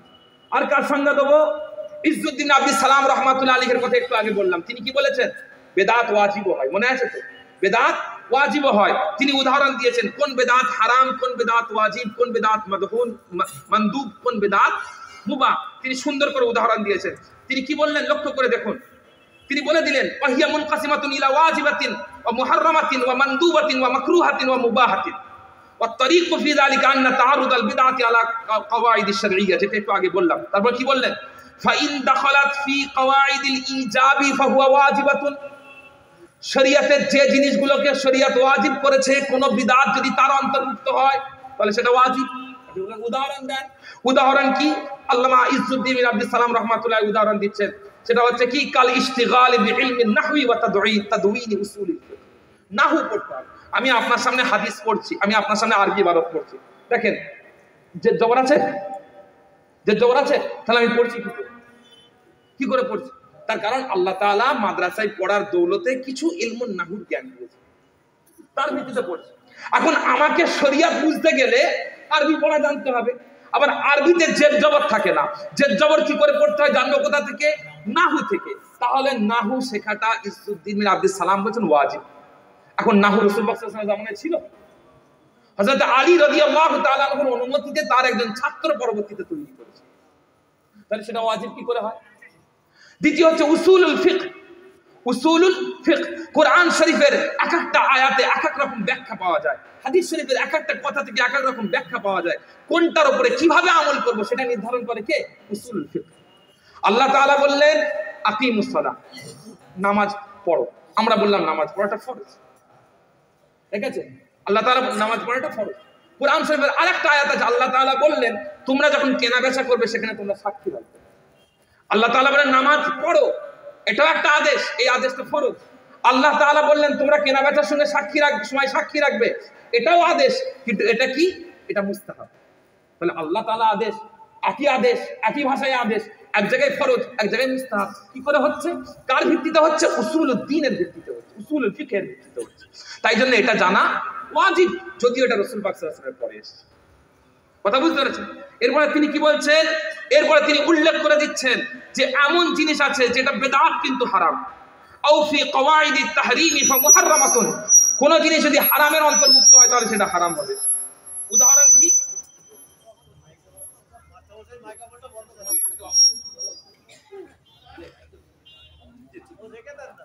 কোন জিনিস হারাম একটুখানি লক্ষ্য করেন, কোন জিনিসটা হারাম হবে? আল্লামা ইসুদ্দিন বিন আব্দুস সালাম রাহমাতুল্লাহ আলাইহি বললেন কামাযহাবিল কদারিয়াতি ওয়াল মুরজিয়াতি ওয়াল মুজাসসিমা। যেমন কাদারিয়ারা ছিল, কাদারিয়ারা কি বলছেন? কাদারিয়ারা বলছেন মানুষ যা করে এতে আল্লাহ তাআলার কোনো হাত নেই। এটা কাদারিয়াদের বক্তব্য। জাবারিয়ারা বলছে উল্টো, যে মানুষ যা করে সব আল্লাহ তাআলা করা, সেই জন্য তাদেরকে জাবারিয়া বলা হয়। অর্থাৎ তাদের বক্তব্য হচ্ছে আল্লাহ তাআলা জাহান্নাম আমাদের উপর চাপিয়ে দিয়েছে, এটা তাদের বক্তব্য।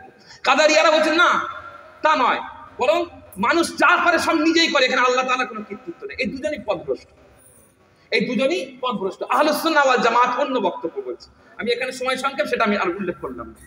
তো এই যে মুরজিয়া যারা আছে, মুজাসসিমা যারা আছে, যারা মনে করে আল্লাহর শরীর আছে, আল্লাহর শরীর আছে। আর বর্তমান জামানায় একজন মুজাসসিমা আছে, একটা দল আছে, এই দলের নাম, এই দলটা আসলে মুজাসসিমা। এই দলটা কারা? এই দলটা হলো আহলুল হাদিস। পরিষ্কার ভাষায় বলছি, এর জন্য আমার উপরে অনেক আহলে হাদিসের রাগ, আমি তাদেরকে মুজাসসিমা বলি। কিন্তু বাবা, তোমাদের লোক বললে আমি কি করব? তোমাদের বক্তা আব্দুর রাজ্জাক বিন ইউসুফ মাইকে উঠে দিয়ে বলছে তোমাদের এলাকার মেয়েরা যেভাবে এরকম করে করে খামির বানায়, আল্লাহ দুনিয়াকে এইভাবে গোল করেছেন। তো এটা কিসের নিদর্শন? তার মানে তুই বলতে চাইছো আল্লাহ তাআলার একটা হাত আছে, সেই হাতের একটা তালু আছে, সেই তালুগুলোর মাঝখানে এরকম জায়গা আছে, এই জন্য রুটি হয়েছে। আপনাদের এলাকার মেয়েরা এখান থেকে বানাতে পারবে? রুটি গোল করতে পারবে এখান থেকে? সেটা এখান থেকেই করবে। তার মানে তুমি আল্লাহর জন্য এটা সাবিত করছো, নাউযুবিল্লাহ মিন যালিক। এটাই তো তাজসীম। এটাই তো তাজসীম। কদিন আগে বাংলাদেশের একজন বিখ্যাত আহলে হাদিস আলেম, তিনি বলছেন, তার নাম হচ্ছে আবু বকর জাকারিয়া, তিনি আবার আকীদার উপরে পিএইচডি মদিনা ইউনিভার্সিটি থেকে। তিনি বলছেন কুরসি হচ্ছে আল্লাহ তাআলার পা রাখার জায়গা। এই আবিষ্কার করতে কে এলো? কে? আল্লাহ রাসূল সাল্লাল্লাহু আলাইহি ওয়াসাল্লাম বলেছেন এই কথা, কুরসি হচ্ছে আল্লাহ তাআলার পা রাখার জায়গা। তিনি বানিয়ে দিলেন কুরসি হচ্ছে আল্লাহ তাআলার পা রাখার জায়গা। এখন আপনি বলেন তার মানে কি? একজন মানুষ কোথায় পা রাখবে? কখন পা রাখবে? যখন সে চেয়ারে বসবে। আমি যেভাবে বসে আছি, আমার সামনে এটা আছে, পা। এটাই তো তাজসীম, এটাই তো তাজসীম। তো তোমরা যদি তাজসীম করো, আমি মুজাসসিমা কেন বলবো?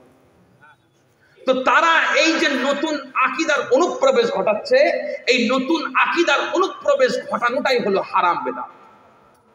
আবার এদের বিরোধিতা করা হলো ওয়াজিব বেদাত।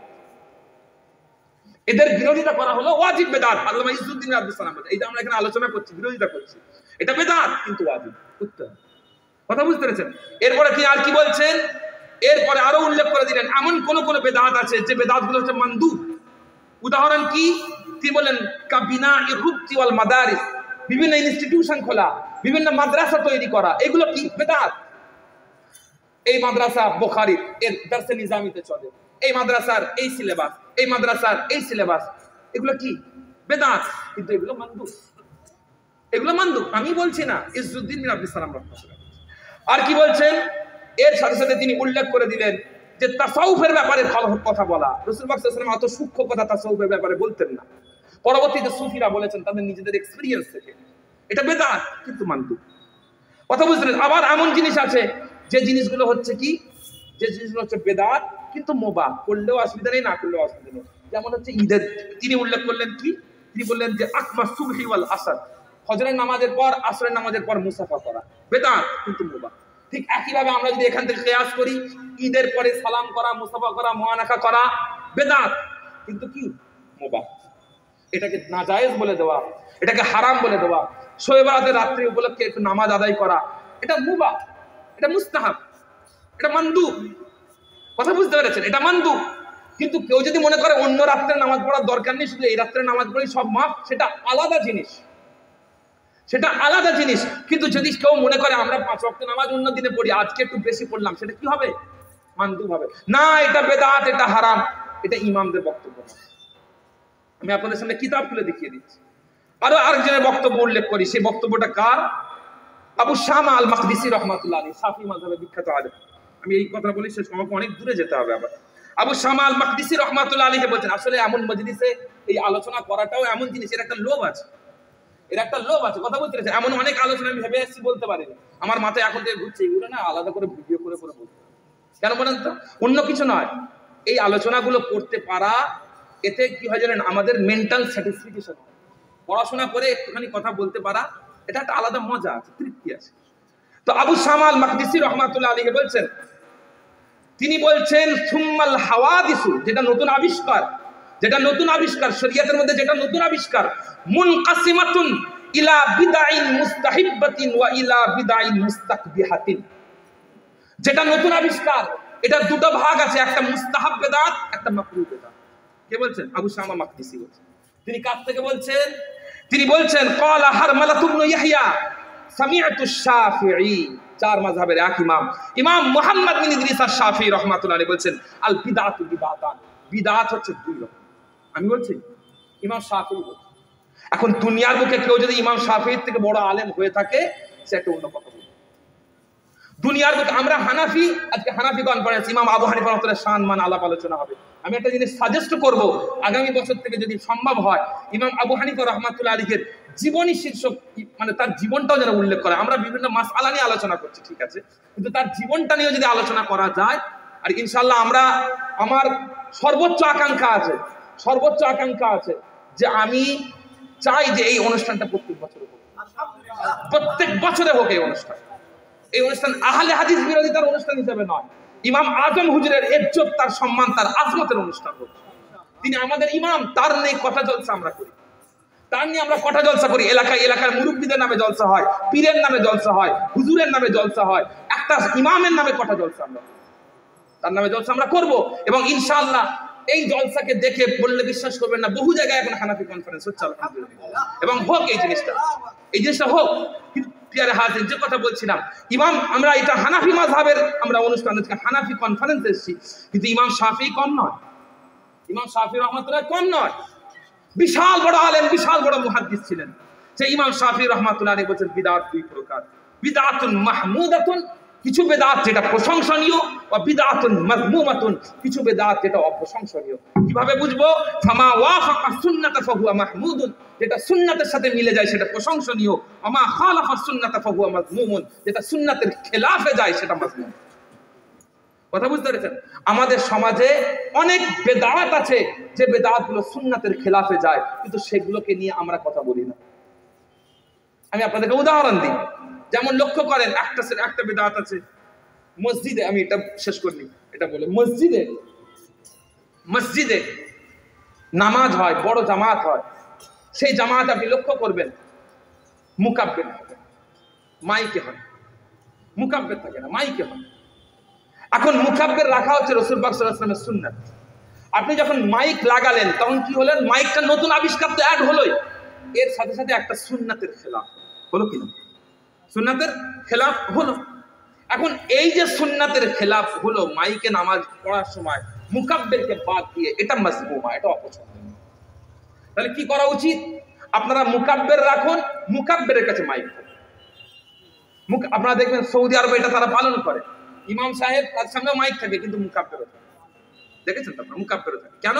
তার কারণ হচ্ছে এখানে মুকাব্বির রাখাটা হচ্ছে সুন্নাত। আপনি যখন মুকাব্বির রাখবেন না, মাইক দেবেন, তখন এটা মাযমুমা হয়ে যাবে। তার কারণ আপনি এখানে একটা সুন্নাতের মুখালিফ করছেন। কথা বুঝতে পেরেছেন? তা আমি এখান থেকে যেটা বোঝাতে চাইলাম সেটা হচ্ছে, বিশ্বের, আমি ইজ্জুদ্দিন বিন আবি সালামের কথা বললাম, আবু শামা মাকদিসির কথা বললাম, সময় থাকলে ইবনে রাজব হাম্বলির কথা বলতাম, ইমাম কারাফির কথা বলতাম, আরো অন্যান্য পৃথিবীর বিরাট বড় বড় ইমামরা আছেন, তারা বিদআতকে ভাগ করেছেন। তারা বলেছেন বিদআত ভালো হতে পারে, খারাপও হতে পারে, বিদআত হারামও হতে পারে, বিদআত ওয়াজিবও হতে পারে, বিদআত মানদুবও হতে পারে, বিদআত মাকরুহ হতে পারে, বিদআত মুবাহও হতে পারে। তাহলে সব জিনিসকে, প্রত্যেকটা বেদাতকে, এবং আরেকটা কথা আমি শেষ করে দিই এটা বলে, ইমাম নাবাবী রাহমাতুল্লাহ আলাইহি মুসলিম শরীফের শারাহের মধ্যে ইমাম নাবাবী রাহমাতুল্লাহ আলাইহি উল্লেখ করে দিয়েছেন। এই কথাটা বলে দিই, তারা একটা কথা বলে, কুল্লু বিদআতিন দালালা, সব বেদাত দলাল, সব বেদাত পথভ্রষ্ট। তাহলে আবার এই প্রসঙ্গ আসছে কেন যে এই বিদআত ভালো, এই বিদআত খারাপ? তারা এই কথা বলে। ইমাম নাবাবী রাহমাতুল্লাহ আলাইহি কি বলছে দেখুন, ইমাম নাবাবী রাহমাতুল্লাহ আলাইহি বলেছেন, ওয়াকাউলুহু ওয়াকুল্লু বিদআতিন দালালা হাদা আমুন মাখসুসুন। এখানে আম ভাবে বলা হয়েছে ঠিকই, কিন্তু এটা মাখসুস, সব বিদআত দালালাত নয়। বরং আল বিদআত, তিনি কি বললেন, আল মুরাদু গালিবাল বিদআত, অধিকাংশ বেদাত হচ্ছে কি, অধিকাংশ বেদাত হচ্ছে পথভ্রষ্ট, সব বেদাত পথভ্রষ্ট করা। কে বলছেন? ইমাম নাবাবী রাহমাতুল্লাহ আলাইহি বলেছেন। তিনি স্পষ্টভাবে বলে দিয়েছেন যে শরীয়তের দৃষ্টিতে, এবং তিনি আরো স্পষ্টভাবে বলে দিলেন শরীয়তের দৃষ্টিতে কোনো ভালো কাজ শুরু করলে সেটা বেদাত ঠিকই, কিন্তু সেটা খারাপ। কথা কি বললাম বুঝতে পেরেছেন? তো সেই জন্য আমি আপনাদের কাছে আজকে যে বার্তাটা দিতে চাইলাম, দেখেন আপনাদের কাছে সব জিনিসকে বেদাত করুন, আপনারা সব জিনিসকে চলো এটা দলিল বের করো, ওটা দলিল বের করো, এটা দলিল বের করো। এই মিলাদ কিয়াম বেদাত বলে দিচ্ছে, কারণ মিলাদ কিয়াম কোরআন হাদিসে নেই, কোরআন হাদিস থেকে প্রমাণ দাও। কোরআন হাদিসে যদি মিলাদ কিয়াম থাকতো তাহলে তো মিলাদ কিয়াম ফরজ, তাই না? কোরআন হাদিসে যদি মিলাদ কিয়াম থাকতো তাহলে মিলাদ কিয়াম কি হতো? ফরজ হতো, ওয়াজিব হতো, সুন্নাত হতো। আমরা কি বলছি? মুস্তাহসান, মুবাহ, আমরা মুহাব্বতে করি, ইবাদতেও করি না। মিলাদ কিয়াম করা ইবাদতও নয়। কে বলছে? আমরা বলছি। তাহলে আমরা যদি বলি প্রত্যেকটা জিনিসের আমরা যেমন অবস্থান দিই তার দলিল তেমন, ফরজের দলিল ফরজের মতো হবে, সুন্নাতের দলিল সুন্নাতের মতো হবে, ওয়াজিবের দলিল ওয়াজিবের মতো হবে, মুস্তাহাবের দলিল মুস্তাহাবের মতো হবে, মুবাহের দলিল মুবাহের মতো হবে। আপনি একটা মুবাহ জিনিসের থেকে যদি ফরজের দলিল কামনা করেন, সেই দলিল আমরা দেব।